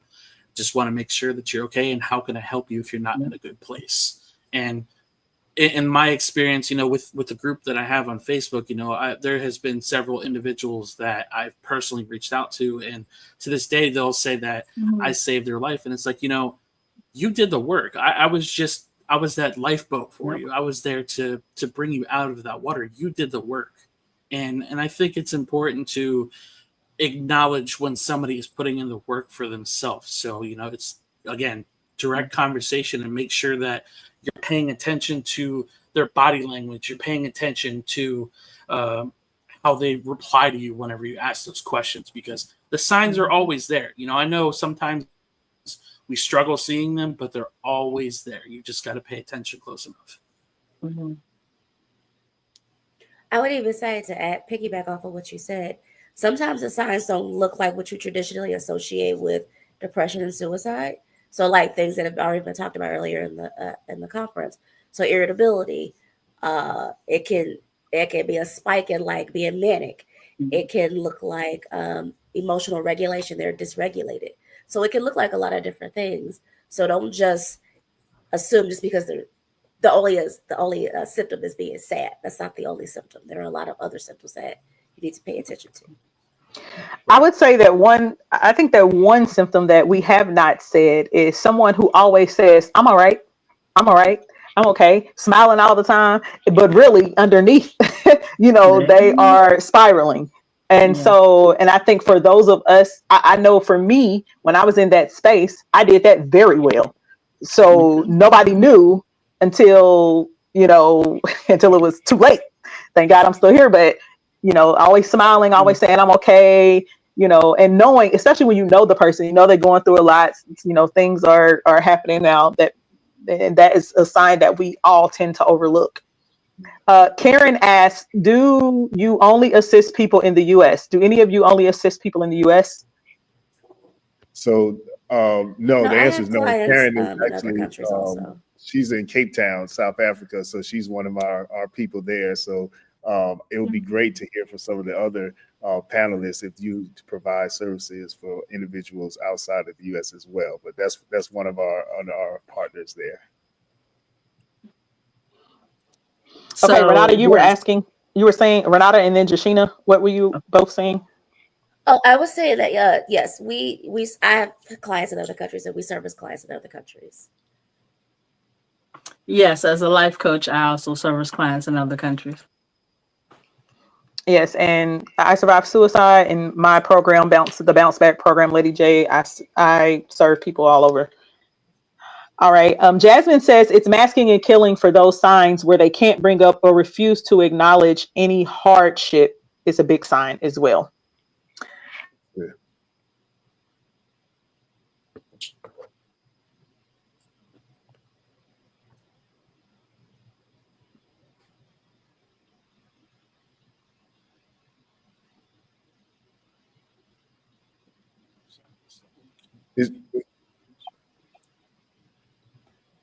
Is the question is or it's?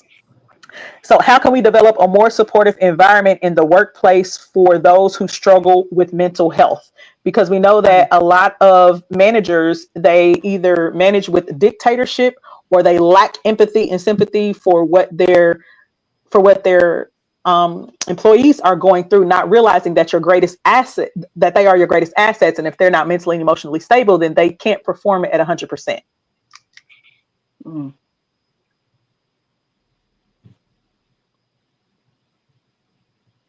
So are we saying how can we build safer workspaces?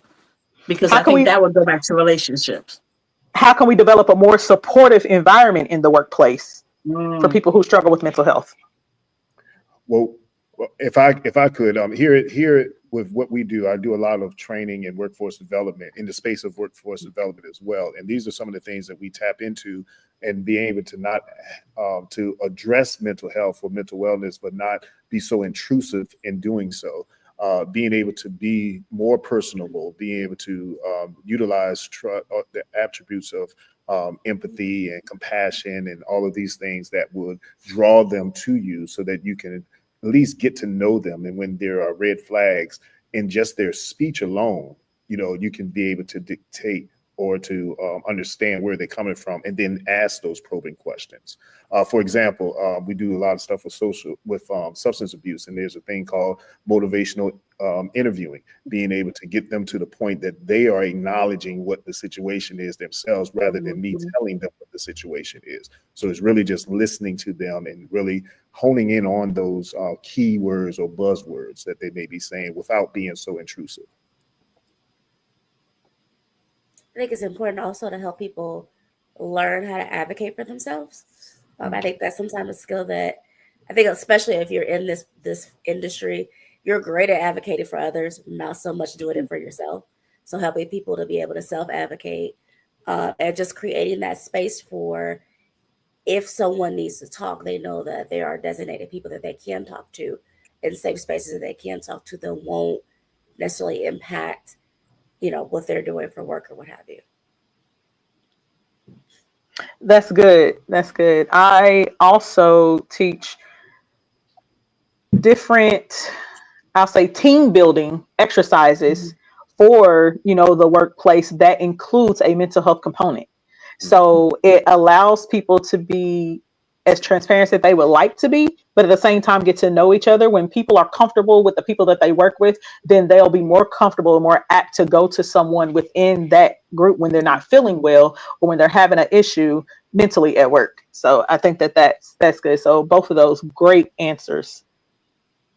And Jasmine says, nobody cares about what you know until they know that you care. That's good. That's real good, Jasmine. I like that.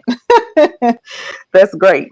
So what education should be implemented in order to help others understand the importance of treating the root causes of a person's depression versus the symptoms? Can you repeat the question? Yes. So what education do you think should be implemented in order to help others understand the importance of treating the root causes of the depression versus the symptoms? Because depression is a symptom of a root cause. I think the first thing that comes to mind is helping people figure out who they are as a person. A lot of the stuff that we kind of deal with, we just don't know who we are. We've allowed other people to tell us who we are, put expectations on us. And I think a big part of that is once you kind of recognize who you are, if you're a person that believes kind of having that relationship with God, I think that that's a start, because you have to have a foundation at some point. So working on building that foundation or repairing that foundation, that's what needs to happen.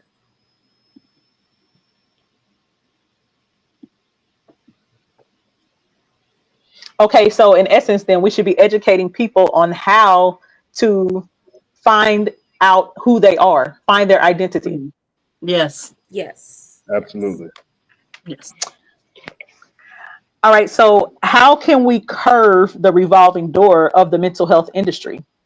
So we know that in the mental health industry, there's a revolving door where some people are in therapy for 10, 15, 20 years. They are literally coexisting or surviving and not thriving. So how do we curve that? Well, I would say, Lady J, basically by doing things like this, having the space to talk about this and hopefully remove the stigma behind mental health or mental health and things that are going to impact people's lives. That's in the workplace, that's in the faith-based community, that's in our school systems, that's all the way around. Everyone has been and will be, unfortunately, impacted one way or other with mental health. So we need to start talking about it more. We need to have those spaces, whether it's roundtables, whether it's panels, discussions such as this, whether it's just mom and dad just talking to the kids and just starting at the ground level to get to that point. It's okay to have feelings, but what's making you feel that way? And now that this is making you feel that way, well, how can I support you in that? Really just having those down to earth, heart to heart discussions would be my suggestion. Yeah, I think community conversations will play a huge role in. Well, one of the biggest. Hold on, I know there's a delay. There's a delay for Chris. So Jasheena, you go ahead and go, and then Chris, you go. Okay, so I was just kind of piggybacking. I was saying that community conversations could go a long way in that. So let's educate parents. Let's educate community leaders. Let's educate in the faith-based system. Let's have more conferences like this and take them into churches or synagogues or mosques or wherever the people are, so we can all best deal with our people and let them know that there are additional resources outside and inside of our communities. It's good.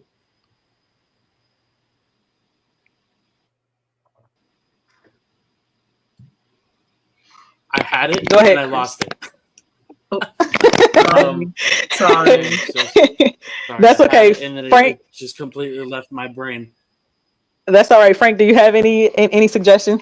Yeah, I would say exploring different avenues of therapy and processing, because I didn't know up until I think last year when I found out. A good friend of mine who has her master's, I believe, in art therapy.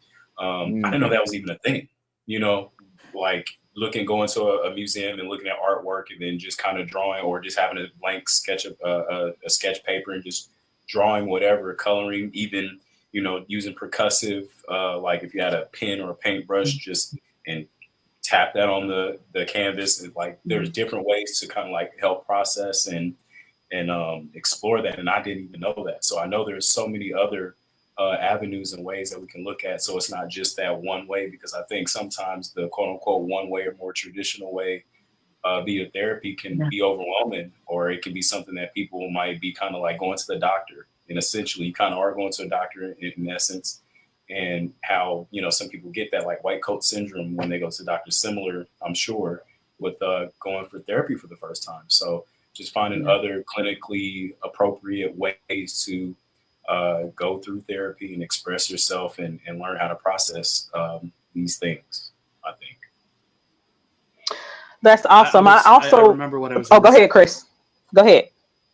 Okay, I was gonna say, so something that Frank said that kind of sparked to me was, you know, people, you know, the stigma with mental health. I feel like a lot of people who are not in the healing journey, or a lot of the people that aren't struggling at this moment, feel as if that it can't touch them, that it won't happen to them until it does. You know, you said that mental health in some fashion is going to affect us in some way. And, you know, like conferences like this and normalizing the conversation of mental health, you know, we were talking about earlier how heavy the conversation of just suicide in general is.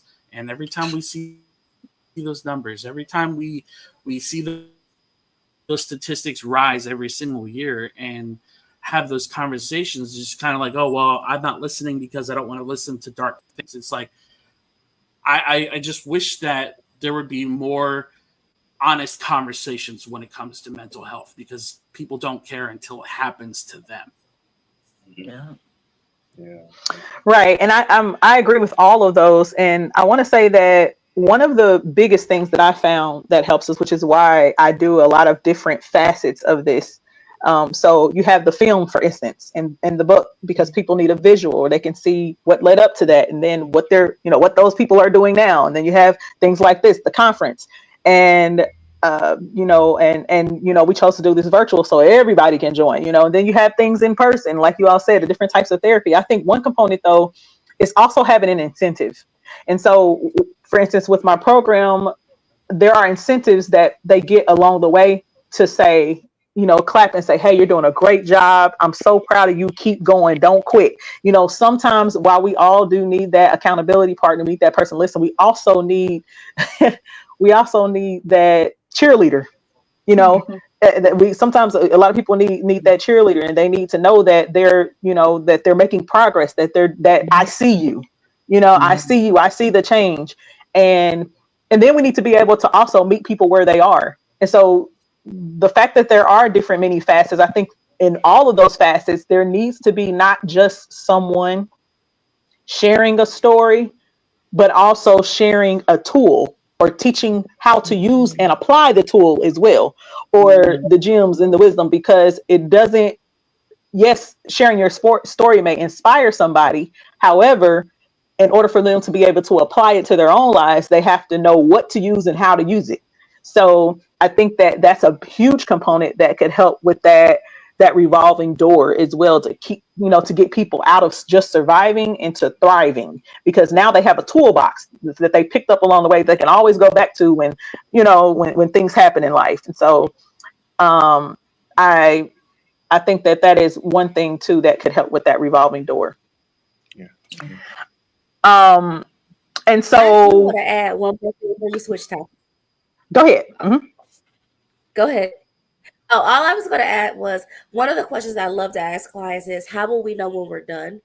Because I think sometimes you go into therapy and you don't, if it's new, you kind of don't know what's going on. You don't know what we're going to do. But my job is to work myself out of a job.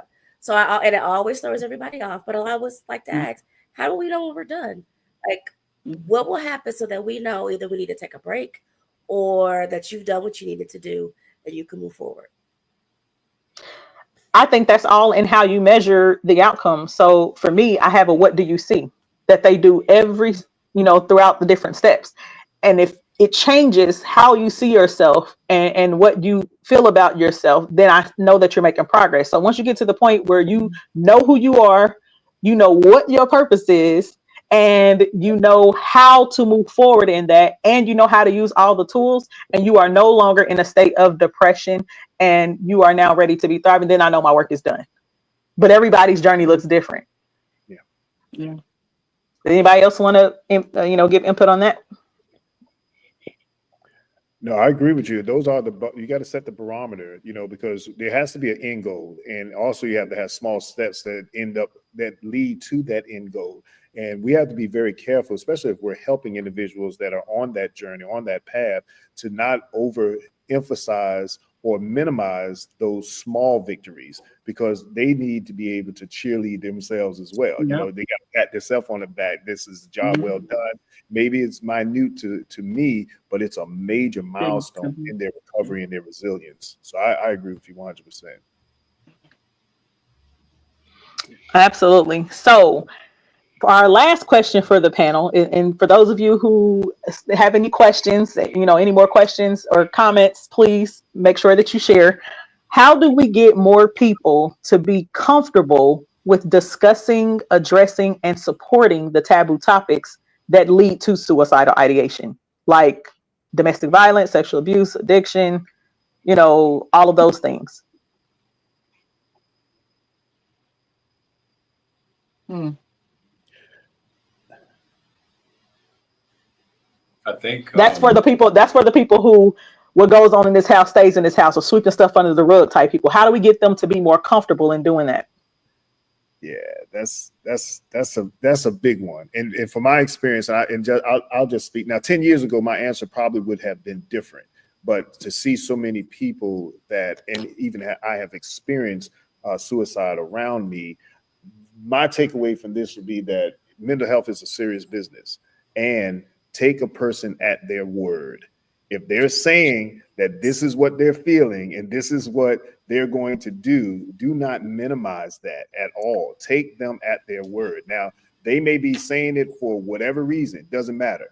I want to see them tomorrow. So I'm going to engage with them because of the fact that they said it, because this is a serious subject matter. There's nothing for us to play with, to ignore, to feel that they talk about that all the time or minimize the situation. No, take the person at their word. That would be my suggestion to that question, or answer to that question. That's good. I would say I completely agree with that, Frank. I've Go ahead, Frank, and then Chris. No, I was just gonna say, it's not exclusively an issue with Black people, but we experience it a lot more where it seems like, oh, that's for crazy folks, or when it's whatever.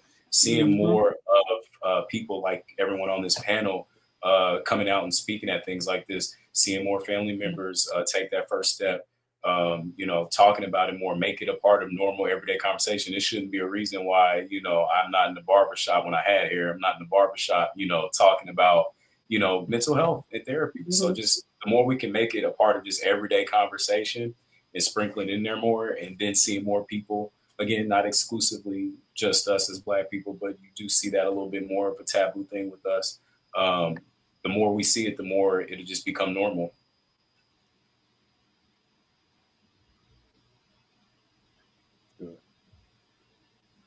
Yeah, I wanted to piggyback off of the take people at their word, because I've had instances where I've had to do wellness checks on friends that I care about, and it's that stigma of people that say they're going to take their life, the stigma of they do it for attention, it's a cry for help.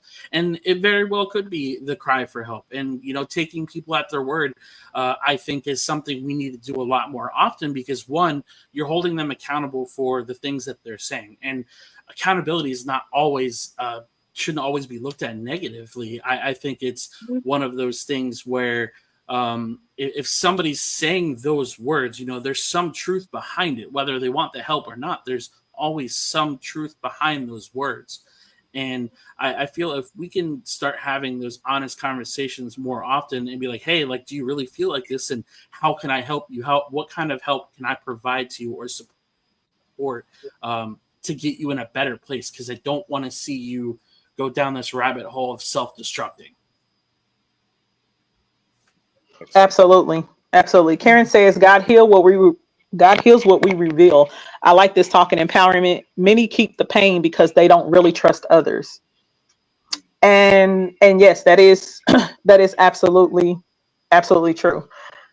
So in closing this interactive panel discussion, can each of you share a tool or a word of encouragement for those who are either actively on their journey of, overcoming their mental health issue in order to thrive, or someone who may be just starting out or scared to start?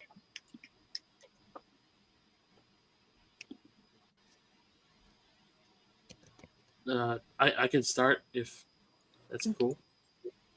Yeah, go ahead, Chris. Okay, just making sure I didn't talk over anybody this time. I would say that healing is healing to punching through a brick wall. People think that a couple swings and that wall is going to fall down, and you don't know what's on the other side of that wall. Healing is always a possibility, and so many people don't realize how much work healing takes. You're walking through shards of glass that used to be pieces of yourself, and it's going to hurt. Healing is going to hurt, but it is so possible to get to this place of just peace and happiness, ultimate happiness, because that's what we all want. We all want that peace and happiness. So for those of you struggling, I'm heavy behind the 988 number, or texting home to 741-741, because they're two incredible resources.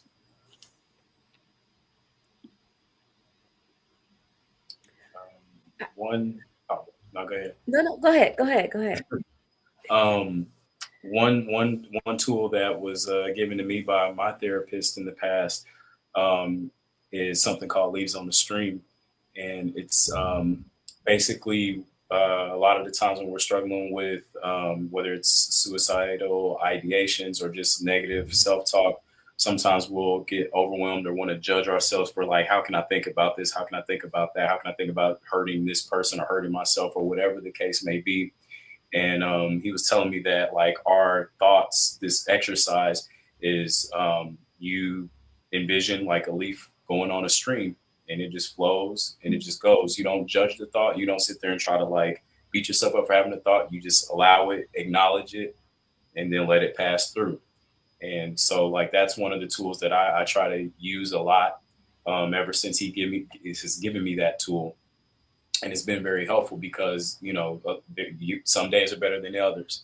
And when you have a day that's particularly hard and you're having some challenging thoughts, instead of, again, judging yourself for that thought, just acknowledge the thought and then let it pass through. So yeah, that would be my offering. That's good. I've tried cognitive behavioral therapy on and off for a couple of years, and I found it just wasn't working for me, even though words are my thing. Now I see an art therapist, and I work with him every week. And it has been one of the best things ever, because as a creative, I can work in my creativity, and I can work on my ish at the same time. So I'm like, oh my God. It's the best of both worlds, right? And so I was happy that I explored something different, and the insurance covered it. Yay. So, just kind of be open to the other therapies that are out there. There's help. And I agree with the 988 because I used to work for 211 in Indiana.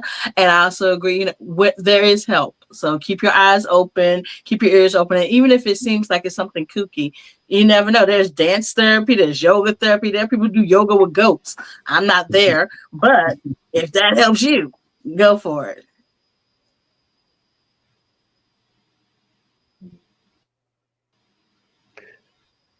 I would say twofold. One for the advocate, and for definitely the faith-based communities.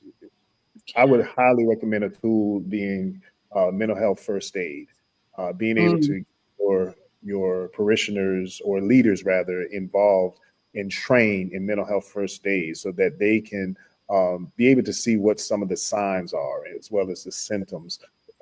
Because you're dealing with people all the time, but then that will also bleed into their home life and their community life, so on and so forth. So that would be my tool for the advocate.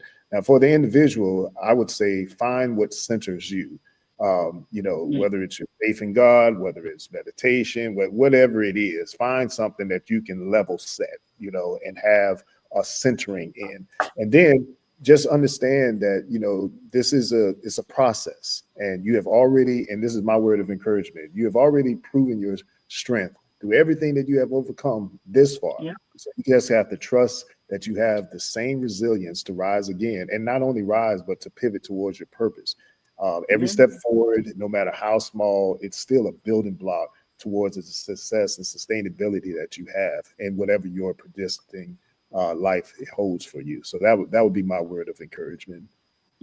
I would love to double down too on that, what Dr. Shawn said, the mental health first aid thing. I went through that training process, and it literally changed my life. Like, now it's less scary when you run into these situations, or, these situations find you.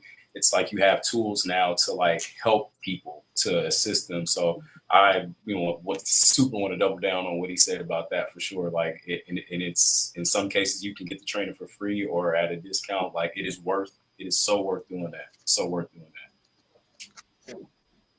So I'm glad, Dr. Shawn Nicholson, you said that, because that was going to be one of my things. But also, I'm going to say, for those who do the work, or for those who advocate, one of the best things that you can do when you encounter someone that is struggling with either asking for help or someone who is in their journey is completely undress, emotionally undress. Because when you do that, you don't even have to ask a question. They will just start pouring out to you, right? This happens over and over again. It's something that I do in my own program, and you would not believe the rush of people that just come to me and just start telling everything, or crying, and all they want to be, is embraced and hugged and things of that sort. When they can see that you are someone that they can identify with, or that can relate to them, it's like a relief. Because the people who are in a place where they are either ready to take their lives or they are severely depressed, they literally think that nobody cares and they are the only one that's going through it. And I want to say it's subconsciously, because consciously they know and they see other people, but when you're in it, it's different. And so, and I'm probably sounding like like somebody with a psychology degree because I got a master's, but I'm just saying, if you try to emotionally undress. So what I do is you stand in front of the person, and then you just start sharing, and I mean explicitly and transparently share your own experience. You don't ask any questions. You don't force them to tell you anything. And then because they're hearing you, but they're also seeing where you are now. You are a living, breathing example of where they are trying to get to. Yep. So keep that in mind for those of you who are out here doing the work and are advocating. And for those of you who are just starting out or are struggling with striving, I'm going to say, start with something that I call, what do you see? You can use a piece of paper, you can use a mirror, you can use a sheet, whatever. And I want you to feel, if you have a paper, just draw a body, draw a person. If you have a mirror, draw a body on the mirror, and just fill it up with everything that you see when you look at yourself. And what do you feel when you see yourself? And I mean, dig deep. And when you can see yourself flipped inside out, you can start to look at how much negative overpowers the positive. And then you can start to point out, where did that negative come from? This is where you find the root cause to why you feel, what you feel. So if you start with that, you can start to identify the root issue, so you can start your journey on finding out who you are, right? So I'm going to offer those two things as far as practical things that you can use and implement for both the advocates and those who are on their journey. Awesome. I want to thank each and every one of you for being a part of this interactive panel. Y'all just don't know, I've been holding back tears the whole event, because when I tell y'all, this has been absolutely phenomenal. Okay, to hear from so many different walks of life, so many testimonies, those of you who are sharing the things that you have, the things that you have done, the people that you have helped, people giving testimonies on you helping them. Some of y'all I see on here, so-and-so helped me, they saved my life. So I would just want to thank you so much. It really means a lot to me, because we can do more together. right? Yeah. We can do more together. So I really appreciate you all. Thank you so much for being a part of the interactive panel. And thank you so much to our celebrity guest, Frank Oakley, for being a part of this event. I met him at the premiere of the I Survived Suicide film release, and it was absolutely phenomenal. And when I'm telling you, when you can be in a room full of strangers and strangers just start standing up and telling their stories in front of people they don't know, you know that the work that you are doing is working.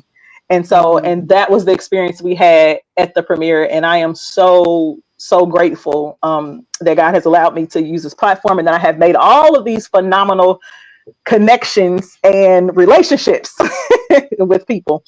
So if any of you want to share any last thoughts or things that you have coming up, please do so now before we go to our last entertainment and wrap up.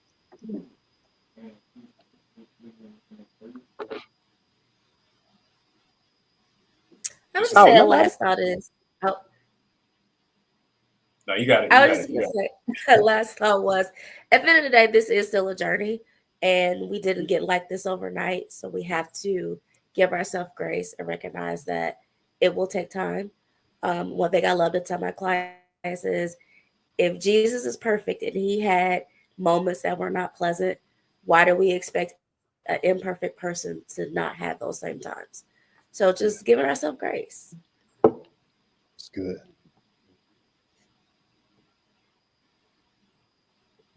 Okay, awesome. So thank you again. Go ahead, Chris. I was just going to say one really small piece of advice that my therapist gave me, and I still hold on to it to this day. It was probably maybe the second month that I met up with her, and she just said, be gentle with yourself. You know, I think we're all really harsh on ourselves. You know, we're all our biggest critic. And the more we would remind ourselves that it's one day at a time and that we are enough, being gentle with yourself is probably the best advice I can give anybody going through this healing journey. Good. Awesome. So we're going to, don't go anywhere, y'all, because I still have a few more giveaways. So we're going to give away the rest of them at the end, but don't go anywhere. We're getting ready to have a performance by Calandra Gant. I Made It. And then you're going to see another commercial. I'm going to come back, do some giveaways, and we are going to go ahead and wrap up. All right. So stick and stay. Thank you so much. You are tuning in to the second annual Dare to Be Free virtual conference right here, powered by Ego Entertainment Network.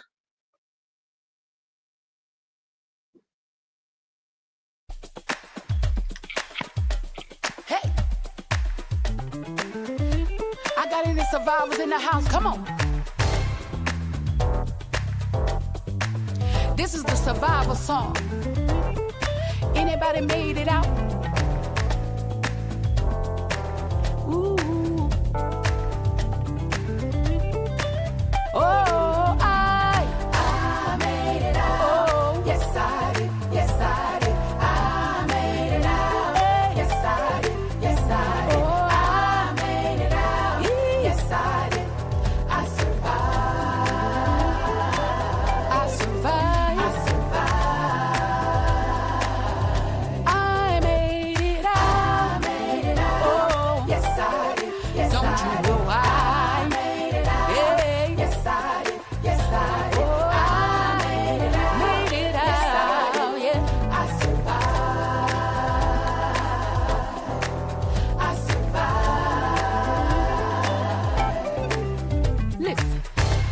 Alone in a dark place, silently crying every day. Gun to my head, pills consume my space. Looking in the mirror, shame in my face, but I made it out. Yes I did. Yes I did. I made it out. Oh yeah. I made it out. Yes I did. Oh, I survived. Anybody survive? I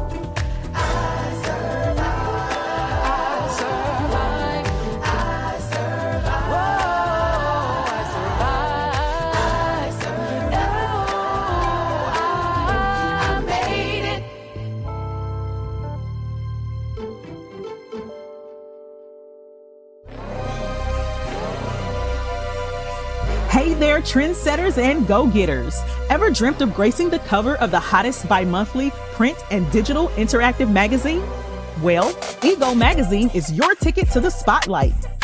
From beauty and fashion to entertainment, relationships, business, and beyond, Ego covers it all. And guess what? We're looking for the next big stars to feature. Want to shine on the cover, share your celebrity story, or drop some business wisdom? Apply now at egoentertainmentnet.com to be featured. Thousands across the nation could be reading about you. Subscribe for free now at egoentertainmentnet.com. Ego Magazine, where dreams become headlines. We can't wait to put you in the spotlight. Music, Minutes by Jacob Sapp on pixabay.com.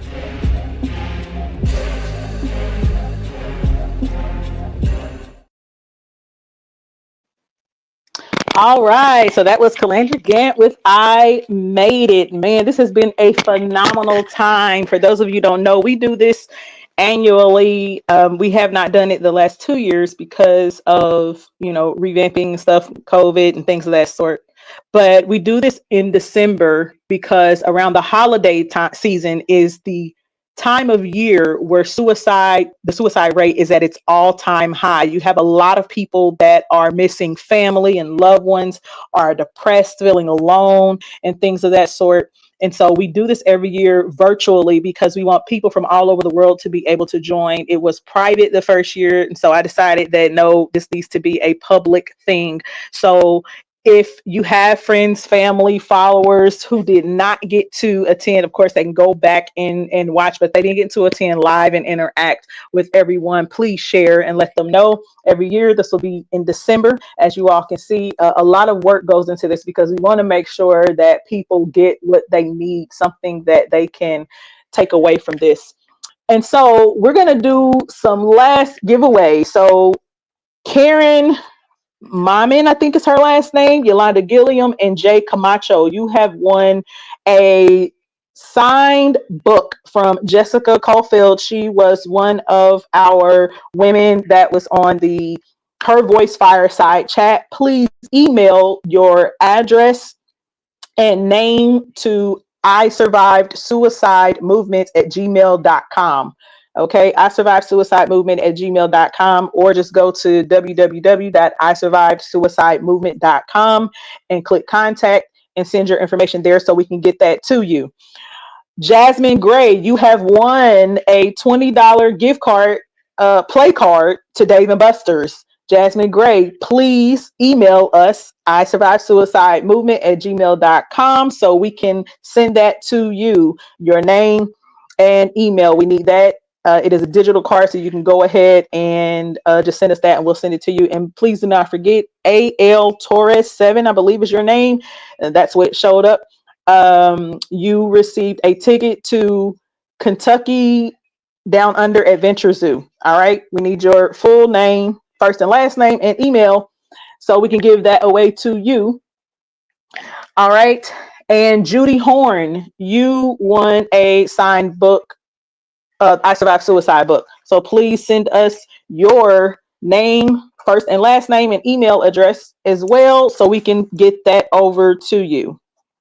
All right. So listen, I want to thank each and every one of you for being a part. This has done my heart so good. If you all knew what I was battling right now, you would understand.